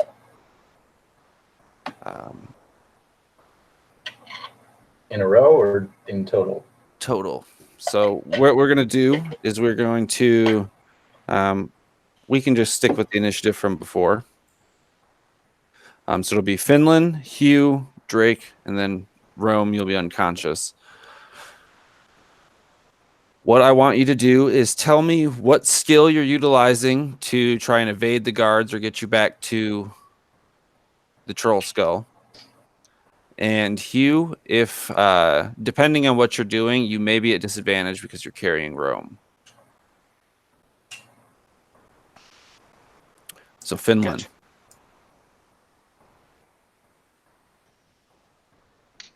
So I think the first skill, as we like scoop up Rome and are rushing to the door and trying to head out, we open the door and I see some like guards coming this way, and I want to try to mislead them and shout to them, "Yes, yes, over here! I think there's a battle going on over here!" And like point away from, like I'll run out into the road and point at like 2 abandoned warehouses down or something. Okay. I put it in the chat, but 4 failures before 5 successes, and the cops have got you. So it's kind of like a clock. So what skill are you using? I am going to be using persuasion. The DC you have to beat is 14. Okay. Oh, 13. So you shout, and they don't go to where you pointed. They start coming towards you. No, not me. Over there. Oh, darn. And I'll like look panickingly back at my compatriots. So that'll bring us to Hugh. Run. While he is yelling like a fool at the door, is there another way out, or is that the only way? There's probably another way out. Okay, so can I use a perception check to find another way out that is on the opposite side of the building, preferably from where Finland is yelling? Sure. That is a 19 on the die. That is a success. Excellent. Yeah, you guys. I find one and I say, "Quick, this way!" and start hobbling over that way. So you make for this other door, Drake. So when we get to the other door, Drake is going to try and creak it open and look through a little bit and try to look for signs that guards either passed here recently or would be like on their way here, and he's going to be going for survival. All right, give me a roll. That is a 19 total. So you peer out and you see that the guards are actually running towards where Finland was shouting. Whether they're running towards Finland or just in that direction, you're not sure. But you seem to have found a gap which you can escape. Awesome. That brings us back to the top with Finland. Okay, so not necessarily realizing where my compatriots have gone, but You'd have been realize. able to run with them. Like the cops weren't right on you when you Okay, did that. okay, so we see a gap then? Is that what you said? Yeah, you can slip through, it appears. Yeah. Try to like usher us through in a like, peek ahead and like say, yep, come on, doing just a stealth check. Okay. Really. Oh, shit, 13 again. Oh my gosh. So just they catch like the tail of your group and a couple of the guards are pursuing you that way. Hugh. Okay. So seeing or hearing them coming at us, they've discovered the direction that we're going. So I would like to make an athletics check to get into a full sprint across one of the main roads into another darkened alley. Hopefully they can lose our trail Okay. on the busy street. I think that's something that I'll have you do with disadvantage. Fair enough. So that's a 14 on a die on the low plus 4, so 18. So yeah, that's a success. You managed to just muscle your way across, hustling with Rome's unconscious body across your shoulders, fireman style. Drake. So, from the little experience that he's had with the guard and seeing their reaction to what's going on now, Drake's going to try an insight to figure out which direction they would be more likely to head.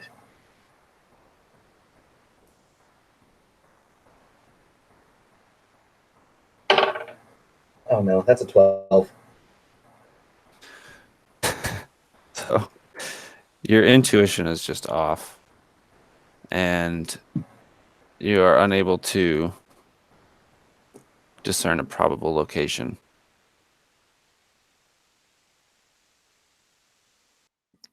Finland. Okay, so I The cops imagine. are hot on your tail. Yeah, I imagine like Drake tells us to run down this alleyway, and we run down this alleyway, and boom, they're coming the other way. And I'm like, oh, darn it. And I'll climb up onto this balcony and try to cut down a clothesline onto these guards, like stalling them as we run the other way. So an acrobatics check. Okay. 15. Haha. So yes, you're able to distract them with this inconvenient improvised net. And it brings us back to Hugh. Oh man, we are down to the wire, aren't we? Oh, you guys are fools for relying on me. Okay, so I recognize this area in the harbor area, and I know that a majority of the poorer citizens around here don't exactly have a high regard for the city guard. So I catch sight of this lady, perhaps taking down her laundry in the alleyway and whatnot. I want to use a persuasion check to allow us to hide in her apartment until the city guard are gone. Okay, I like it. 12 plus 3, 15. So this woman that you kind of like gain your bearings as soon as as soon as Finland cuts down this line, and you quietly knock on the door, and this woman opens. Can you tell me anything about this woman? Yeah, she's got a really, really nasty scar going from the corner of her ear down to the bottom of her lip. Perhaps she used to be one of the working girls around the harbor, and now she can't really make that living anymore. Say maybe her name is Sally. Would I recognize her? You would most definitely recognize her if you know her. Yeah, I would be shocked that Sally is standing in front of me.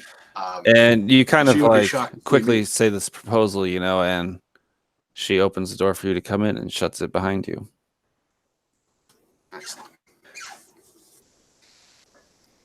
And that will be the final success you need to escape the cops.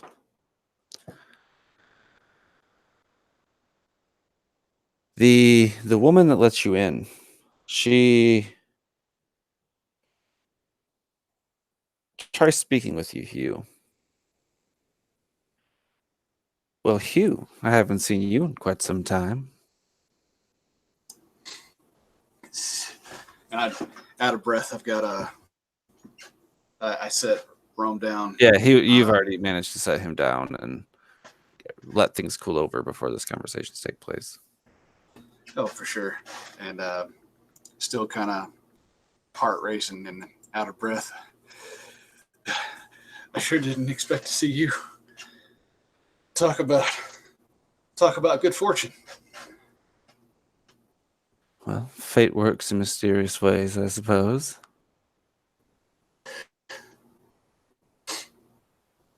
So it would appear that... And Go ahead. Go ahead. I would eye her up and down, be like, "You looking good?" Wish I could say the same about you and your friends. I would kind of chuckle. Seems about an average night. Keeping busy then. I'd wink and say, "Always." Ever the charmer, Hugh. And who are your friends? These are my business associates. Perhaps formal introductions could be made at our newest establishment. Should come up sometime. We're up in Trollscale. No kidding. You're at the new inn. Yes, hello, my name is Finland. How are your cooking skills? Oh dear, I do not cook. Oh, bummer. Drake sits against a wall, breathing heavily, and he just raises 3 fingers to her and he says, "Drake." Charmed.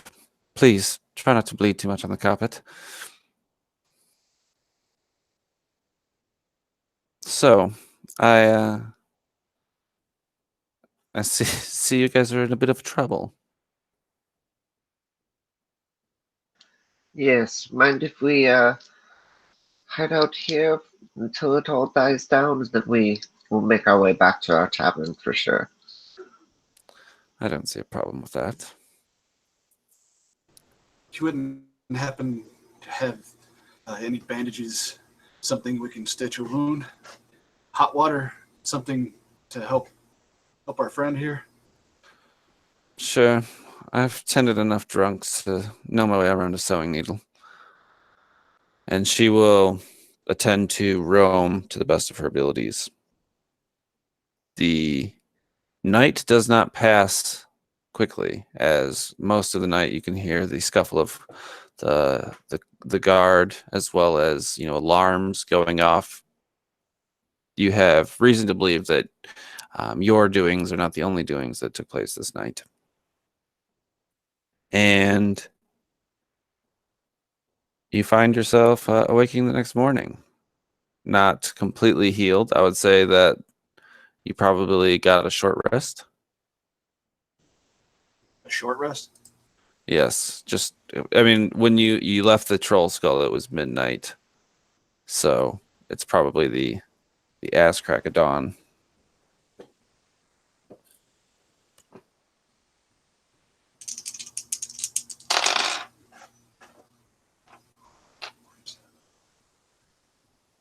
But as the sun rises, you are able to leave and arrive back at the troll skull, probably around 7 or 8 in the morning. I would like to, while we're there, I want to divvy up. I'll hand out everybody's share of what I found with 20 plat and the 15 gold. I would like to take one of my platinum and give it to Sally for her help. 20 platinum. Hugh, where'd you get this? As she's kind of like seeing you out the door. Business partnership.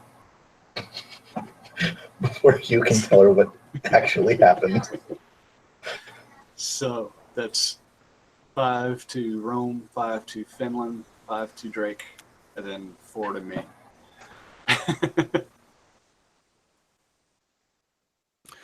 You arrive back at the troll skull, and Glyph is preparing to open for the day. As you approach, you see, whether getting home or leaving early, Vincent Trench is at his office across the street, either locking or unlocking the door. He stops and he looks up at you and, holy shit. You should see the other guys. We push our way in. We're I imagine I'm awake now, right? Yeah, you're worse for wear, but you are alive. Well, he's talking to us, and he's like, "Holy shit!" Like, Ron, he would notice that he's like full of blood, and so is everybody else. And he would keep prestidigitation to make it look like our clothes are clean.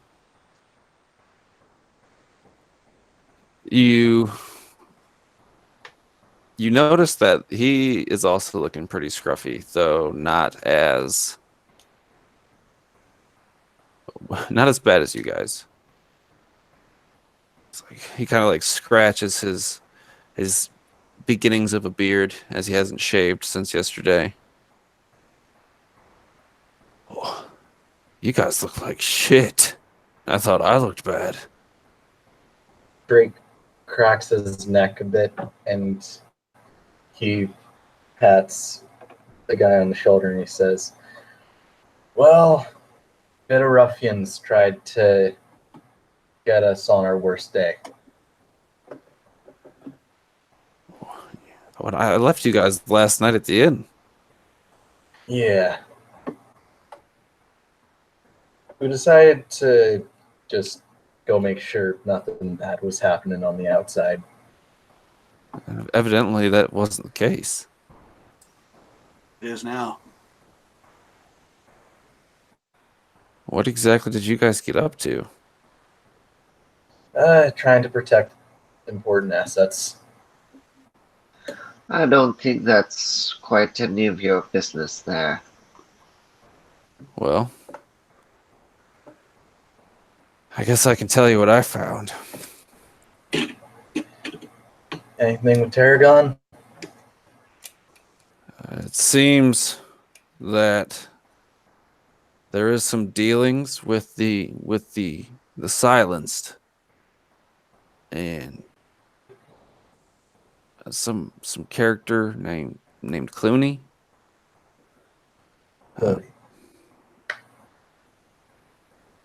Someone said they seen some of Clooney's boys moving something rolled up in a rug.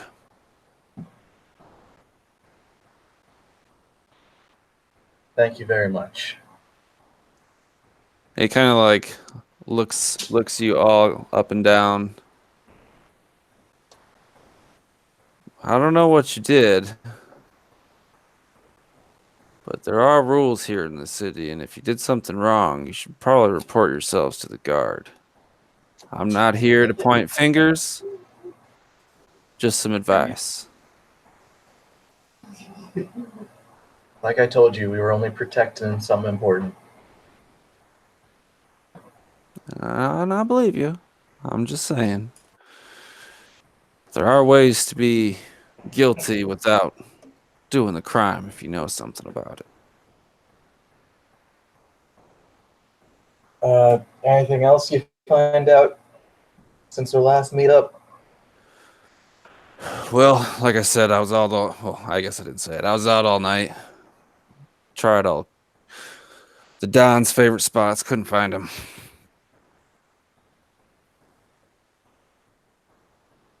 Makes sense. The guard was kind of buzzing all over the meat packaging plant. Didn't get too close. You wouldn't happen to have anything to do with that. Can't say I know if we did. Righto. All right. Well, I'm gonna clean up, get some shut eye. I'll see you boys. And leave. When I come to give you more information, I guess. That sounds like a wonderful plan. And he will unlock his door and go inside. Yeah, when he leaves, Rome would definitely be like, he probably knows. He was the one that told us about going there. It doesn't matter much if Yes. he knows. He has too It many only matters if questions. he's got evidence against us. Can I test insight and see if he seems like he would be one to turn us in? For sure.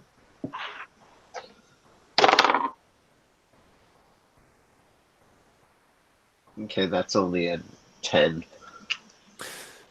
I mean, just from the way he was speaking to you, you don't think he's about to do anything rash like that, but you don't know for sure. I don't like how many questions he was asking. If he decides to do anything, I can pull some strings and have some red tape muddy the process.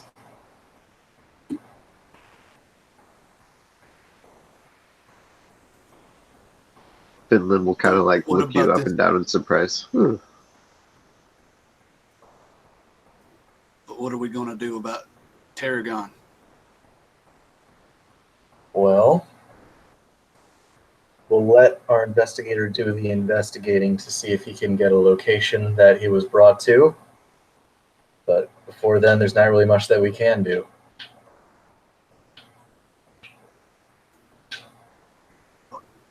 I'm going to go take a bath then. And I'm going to limp up the stairs. Yeah, then you guys are safely back at the Troll Skull. Drake is going to put his gear in his room. Yeah, Rome's gonna go to his room and pass out after all that. He needs some rest.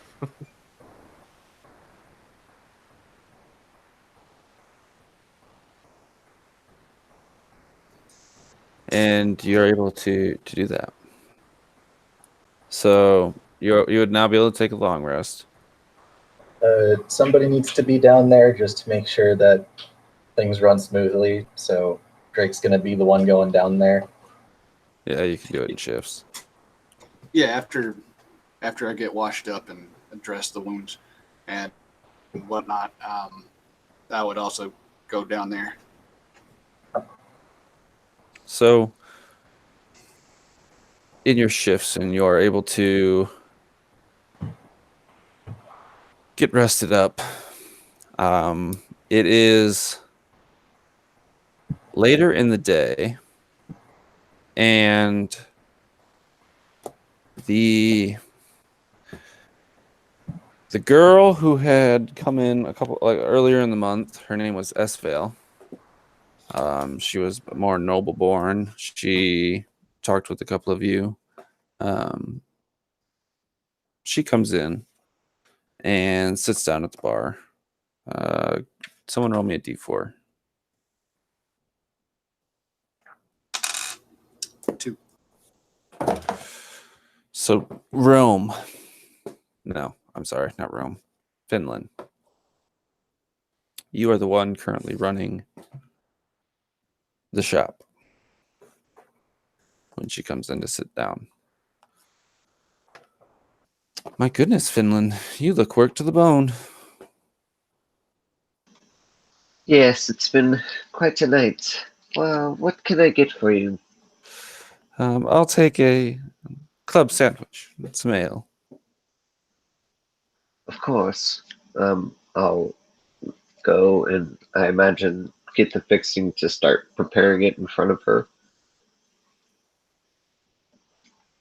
And I'll be idly chatting her up. So, what brings you in today? Oh, just out in the town. Decided since I was in the area, I might stop in. Yes. Well, unfortunately, you won't be enjoying Tarragon's cooking today. He's missing, you see. Missing? What on earth could have happened? Someone of his size doesn't just go missing. That's exactly what we were thinking. We have no clue. You haven't heard anything, have you? No, I'm afraid not. But my social circles aren't nearly as big as the next person, I would imagine. So I imagine you don't know any good free cooks either, then. Off the top of my head, I don't. Shame. I'm sure something will come along sooner than later. Perhaps Tarragon will come back. I do hope so.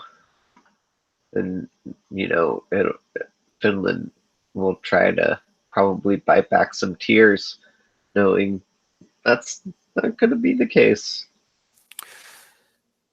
She, you serve her food and she sits there for a while eating it, and then she says, "So, I'm sure you've heard of the Black Viper. An elusive figure causing havoc in town." Oh, Black Viper? No, I don't think I recall. Well, apparently they are some sort of elusive bandit, vigilante. Does the work of the guards that the guards can't do. A menace, really.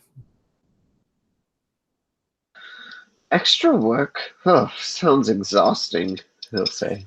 My point exactly is she kind of like scarfs at her food.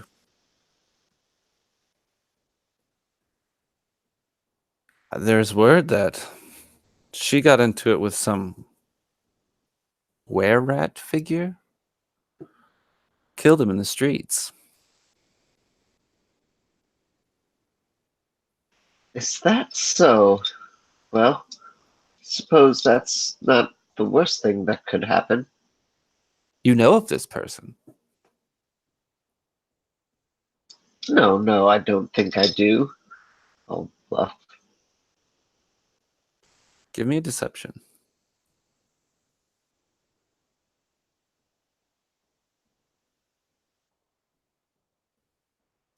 12? If she knows you're lying, she's not showing it.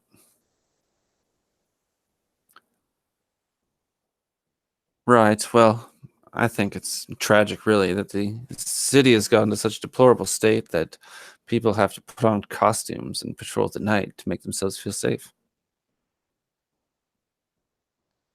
There are all manner of weirdos in this large city. People get their rocks off for very strange things. Can you imagine it, Finland? Taking off in the dead of night to go confront some figure. It's preposterous. Exactly. have a hard enough time as it is, just trying to keep this place running. Having 2 jobs like that would be exhausting. Unmanageable. You're right. I couldn't even possibly fathom.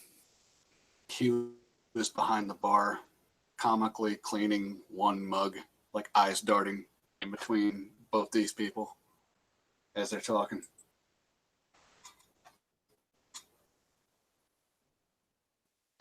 And how is your sandwich?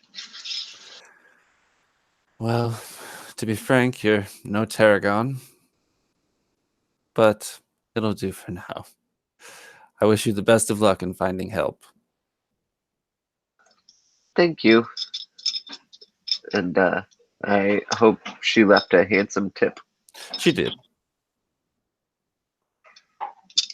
Thank you. You're welcome here anytime. I will be sure to take you up on that offer. And she turns to leave.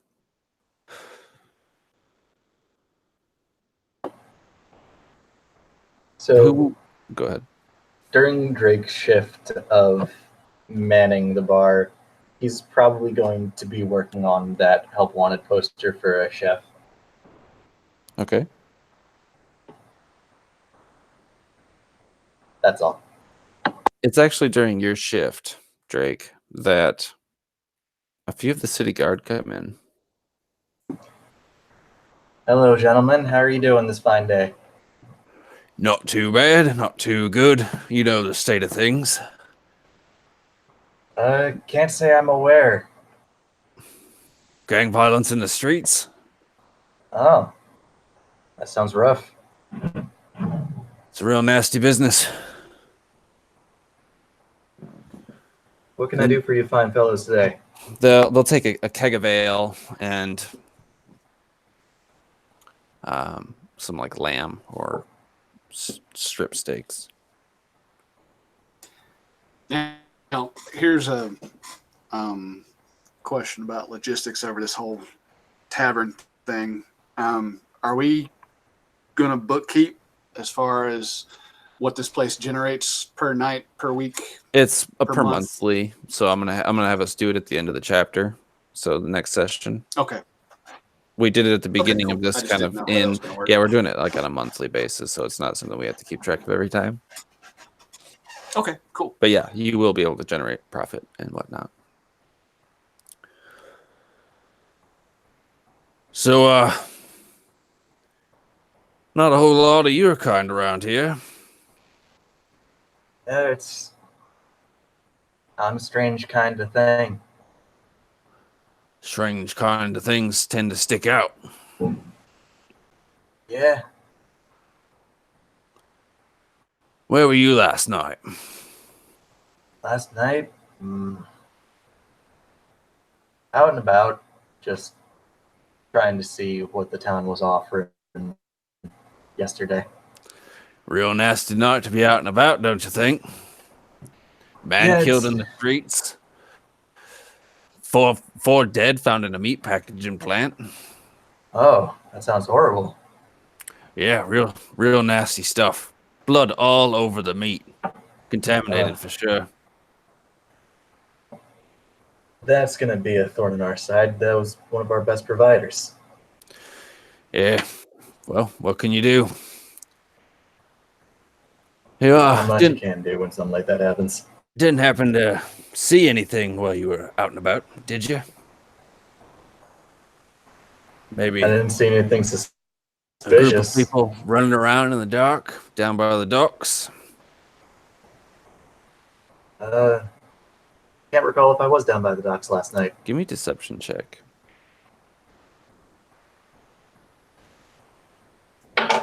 That's nat 20. So you're playing it cool. Your draconic features kind of masking. Oh, yeah, kind of masking your your charming smile has gripped them. All right, well, seems as if there was a bit of a robbery gone bad. Maybe it was that black viper. We don't know. It very well could be. When I came down, one of my friends told me that she killed a were-rat last night. Well, that's what the word on the street is. Who knows? Gotta say, the meat packaging plant really wasn't her MO. A lot of chaw marks. That's odd. It doesn't sound like an average thief. No. No, it doesn't. Well, whoever they are, pray the law doesn't find them. Yeah, And that that'd white be a boy. rough time. And all the other guards kind of like laugh. That'd be a rough time for them and you guys. Perhaps. And they'll kind of like cut this conversation off. You enjoy the rest of your food. Thank you.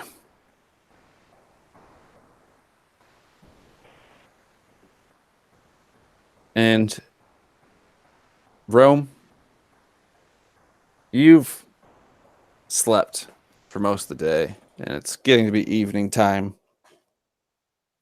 And you're thankful that a lot of the customer basis isn't really out and about tonight. It's probably a Tuesday or a Wednesday, and the inn scene just isn't that hopping today.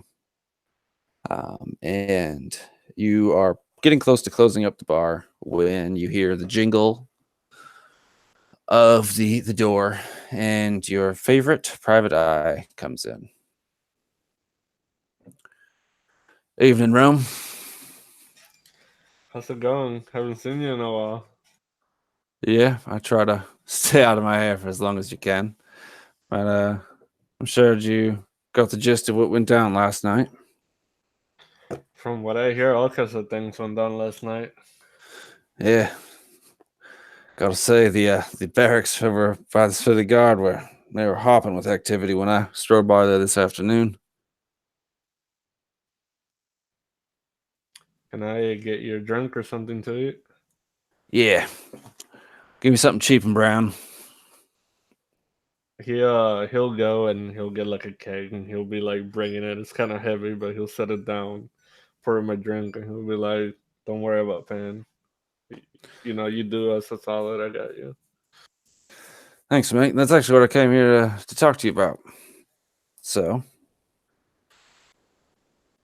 I think I found Tarragon. Really? Yeah, it seems whatever dealings happened down at the meat packaging plant turned the authorities onto some fishy business that the catfish Don was in. And, well, I think they got him. If you can excuse me for a second, I'm gonna get my my friends real quick and let them know. They would definitely want to know, and he would go and get him, but he would have the bat like right above watching this guy. Yeah, he sits there, kind of do your thing. Go grab whoever. Yeah, I would go knocking on everybody's room and I would tell him Vincent's here and he thinks he knows where Tarragon is.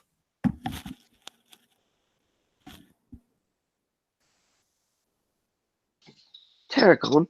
All right. Let's go and see. You all make your way downstairs to the bar where Vincent is reaching over and pouring himself another glass. Oh, good evening, fellas. Don't worry about it. You're doing good work. Are there any other clientele within our establishment? Not really. No, the few that were here had left since Rome had left, paying up with Glyph at the till. Gotcha. So we can talk freely without prying ears. It would appear, yes.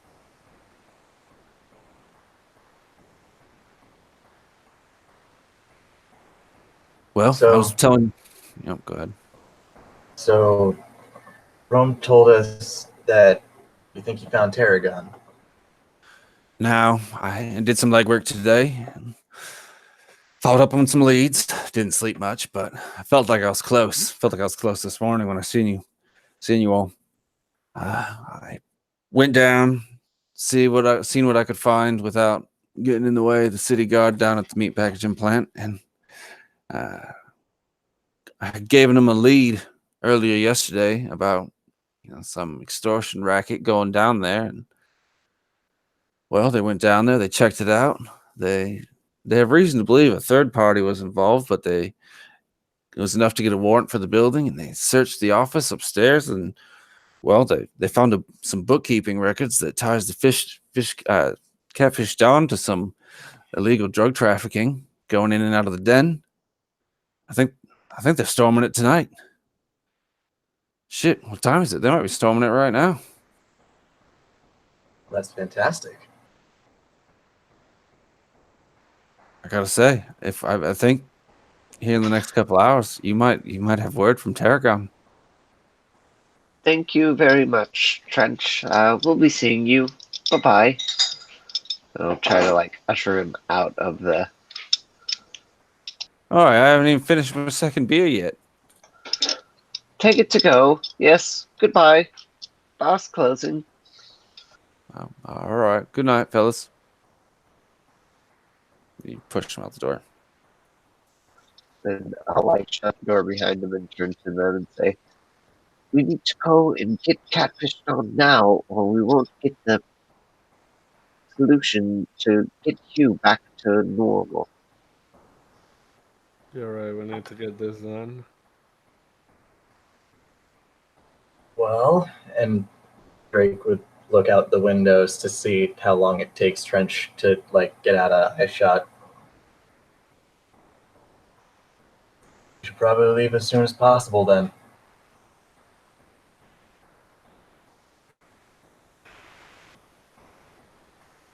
You guys are able to leave right away. Cool. You make your way down to the gambling den, and as you get there, the police are swarming the building. The captain of the guard seems to have this figure pulled outside. Give me perception checks.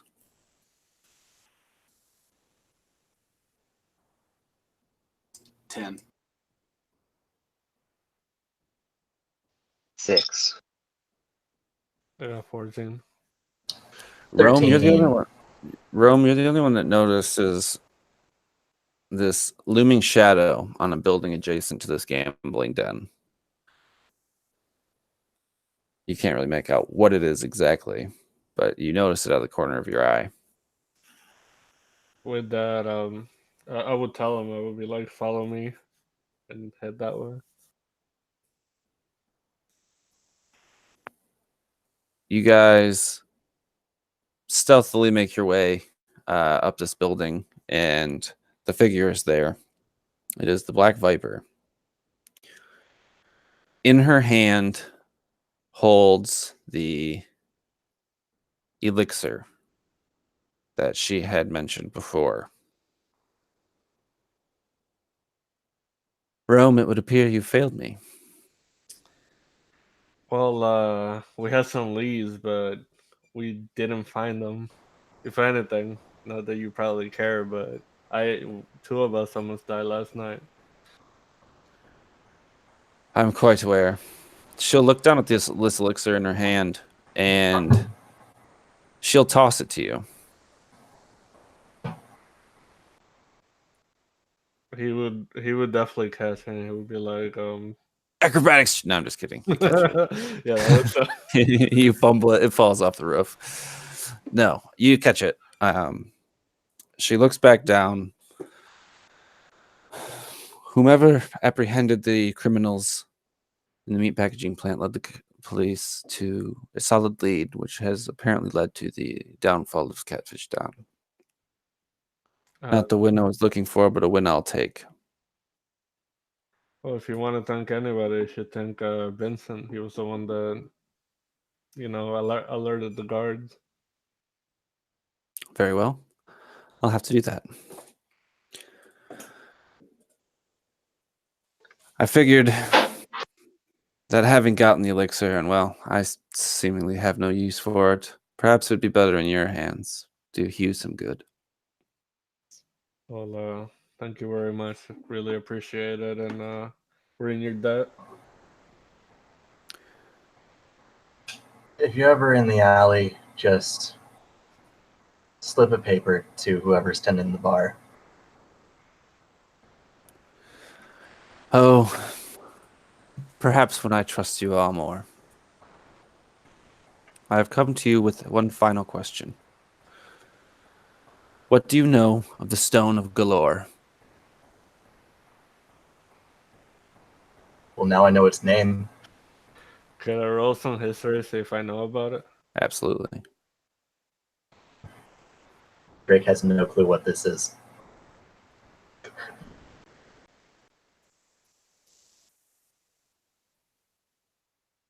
I Here's got the- 24 total.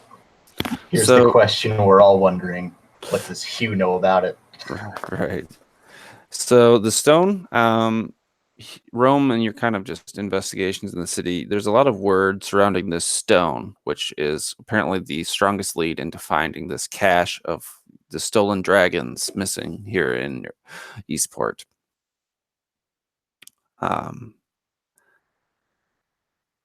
This stone apparently tells you the location, or at least where to begin looking.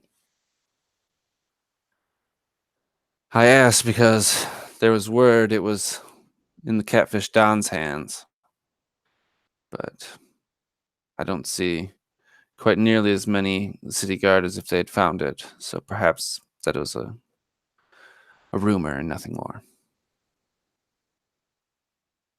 Well, if he's being arrested, what's stopping you from sneaking into his building later and searching for it?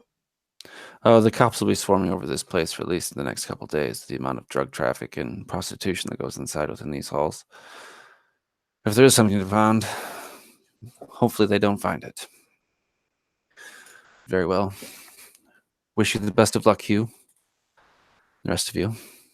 And like a cat with grace, she leaps from the building and into the shadows. What Well, was that she was, talking something about? else. Oh, about the stone? I'm confused. Here, and he would give him the elixir. Drink this.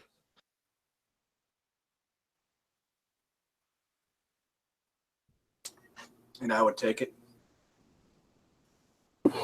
And drink it just like that.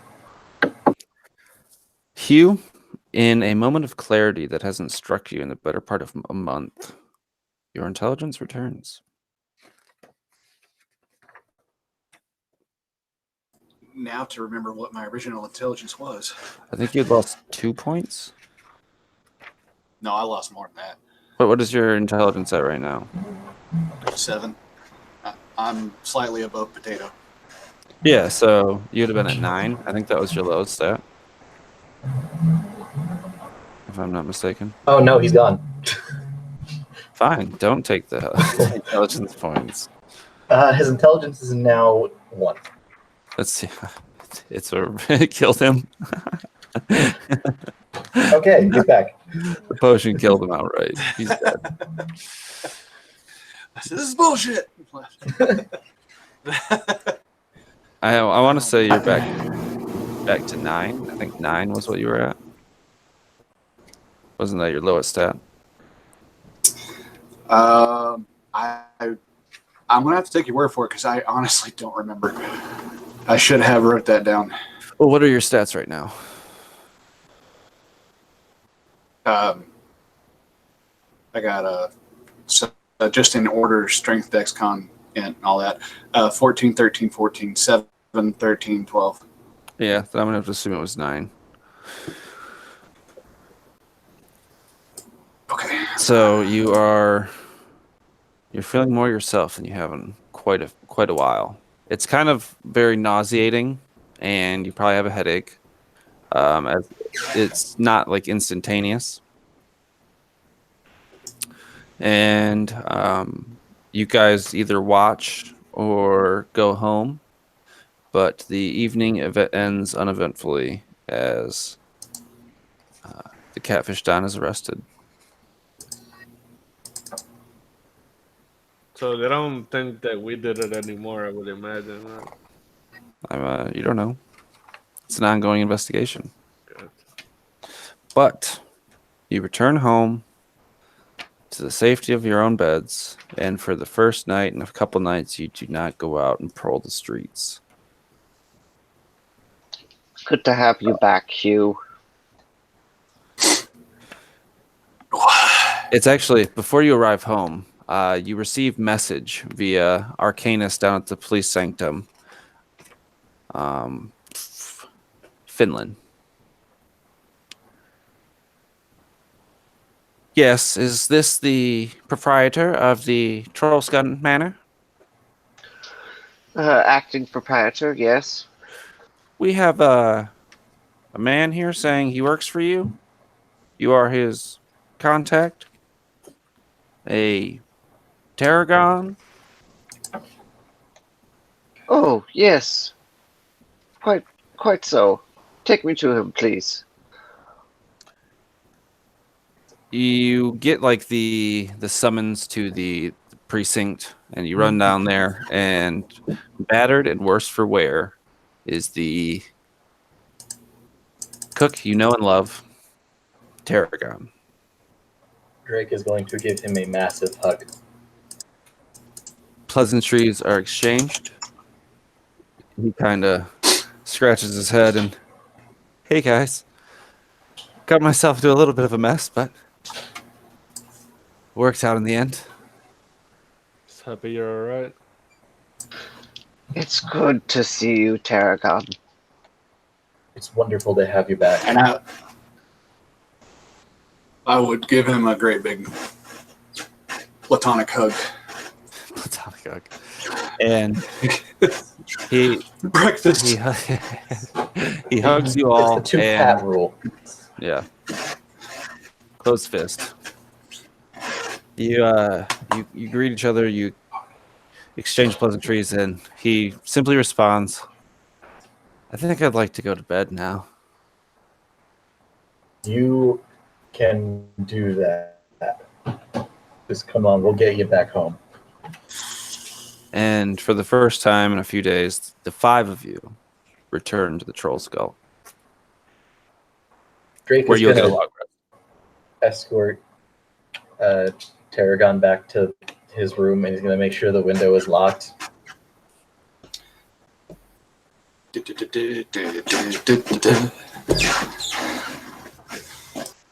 You all fall asleep and have restful dreams. For now. Or at least until the morning, not for now. The four of you. Windows rattle as a roar from an explosion fills the Troll Skull alley. Charred bodies and anguished screams fly through the air. A thick cloud of acrid smoke billows outwardly from the blast, which seems to have occurred right outside the front door. It's probably about 8 o'clock in the morning. Would any of you be awake? And if so, what are you doing? I would be dead to the world. I'd be in a fevered dream sleep. Drake would I imagine be up. You do your thing. Sorry. You do I your thing. You was were going talking to say, first. probably the explosion would. Yeah, if you're asleep, would the rouse explosion me up. wakes you up. Yeah, I'd shoot out, covered in sweat from the dream, thinking that the explosion was part of my dream. So, sitting there in bed trying to collect my thoughts, just breathing hard.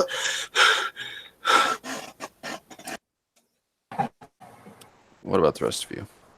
Drake is probably up, and he's probably just like making sure that Tarragon is getting back in his stride when it comes to his cooking. So yeah, the two of you are downstairs when you hear this, and it like shakes the furniture. I'll be right back. You know Finland. where he's headed. Finland and I- Rome. I would be up awake in my room doing my daily grooming and hear this and rush to the window to go and try to see what is happening. There's a lot of smoke and commotion. Rome, what are you doing? Well, he would probably be like preparing spells and things like that, and when he hears this noise, he would rush down there to see what's going on, make sure everybody's all right.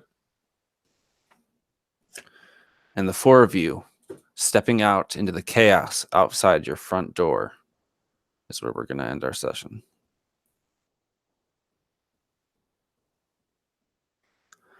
Thank you, everyone, for sticking it out and taking down the catfish Don, that loathsome bastard. We're going to go ahead and do outros, and we're going to settle up and do some level up here after we're done broadcasting. So we're going to go ahead and start with Jason. Go ahead and do anything you want to plug. Do your thing. Hey, thanks for watching. Anybody that was watching live, and to anybody watching in the future, my name is Jason Smith. I run a channel called Smith's Board Gaming, where I do some live plays of various games that I run over there. So if you feel so inclined, please do go check them out. Maybe subscribe, maybe like. If not, cool. Man, I really, really, really dig this campaign. I've been itching for this all week long, knowing that we were going to play tonight, and Baron, as always, does not disappoint. So yeah, that's me. Come join us again for this next chapter of misadventures that we've got going on here. So thank you and good night. One might say out of the frying pan and into the fireball. Jose. Hey everybody, my name's Jose. I got the YouTube channel D20 and today I was playing Rome, the reckless wizard. And thank you, man. I really appreciate it. I had a blast, and I love playing this sessions that we've been playing. Well, as always, happy to have you, and hopefully the fun continues. Phillip. Thanks for running, Baron. I like to play and run games on Baron's channel. It's true. We just finished up a 4-part treasure quest That's adventure. right. And I gotta say, we potentially opened up for a sequel, but in my eyes, we made the world a little worse. Worth checking out. But you are a little richer, so whatever. I am actually significantly richer.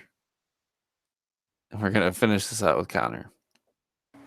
Hey everybody, I'm Connor. I run the channel Versatile Diecaster, and tomorrow, actually, there's going to be possibly the last session of Abishai Assault, the campaign I've been playtesting some of my material at. You should go look at it if you want to. If you don't, just subscribe to Rolling with Disadvantage. I would definitely give Versatile Diecaster a look, and all the links to these channels can be found in the description below. Kind of upset that my camera was bogging me down, but hopefully I was significantly less robot-y than I was in the beginning. And hopefully that smoothed itself out. If it helps, well, as soon as you cut your camera, everything was completely smooth the rest of the I broadcast. just have that effect on things. My appearance hurts. I can relate. Yeah, so we're going to go ahead and sign off here. So check us out next month as we dive back into the exciting adventures of the Uradssian Dragon Heist.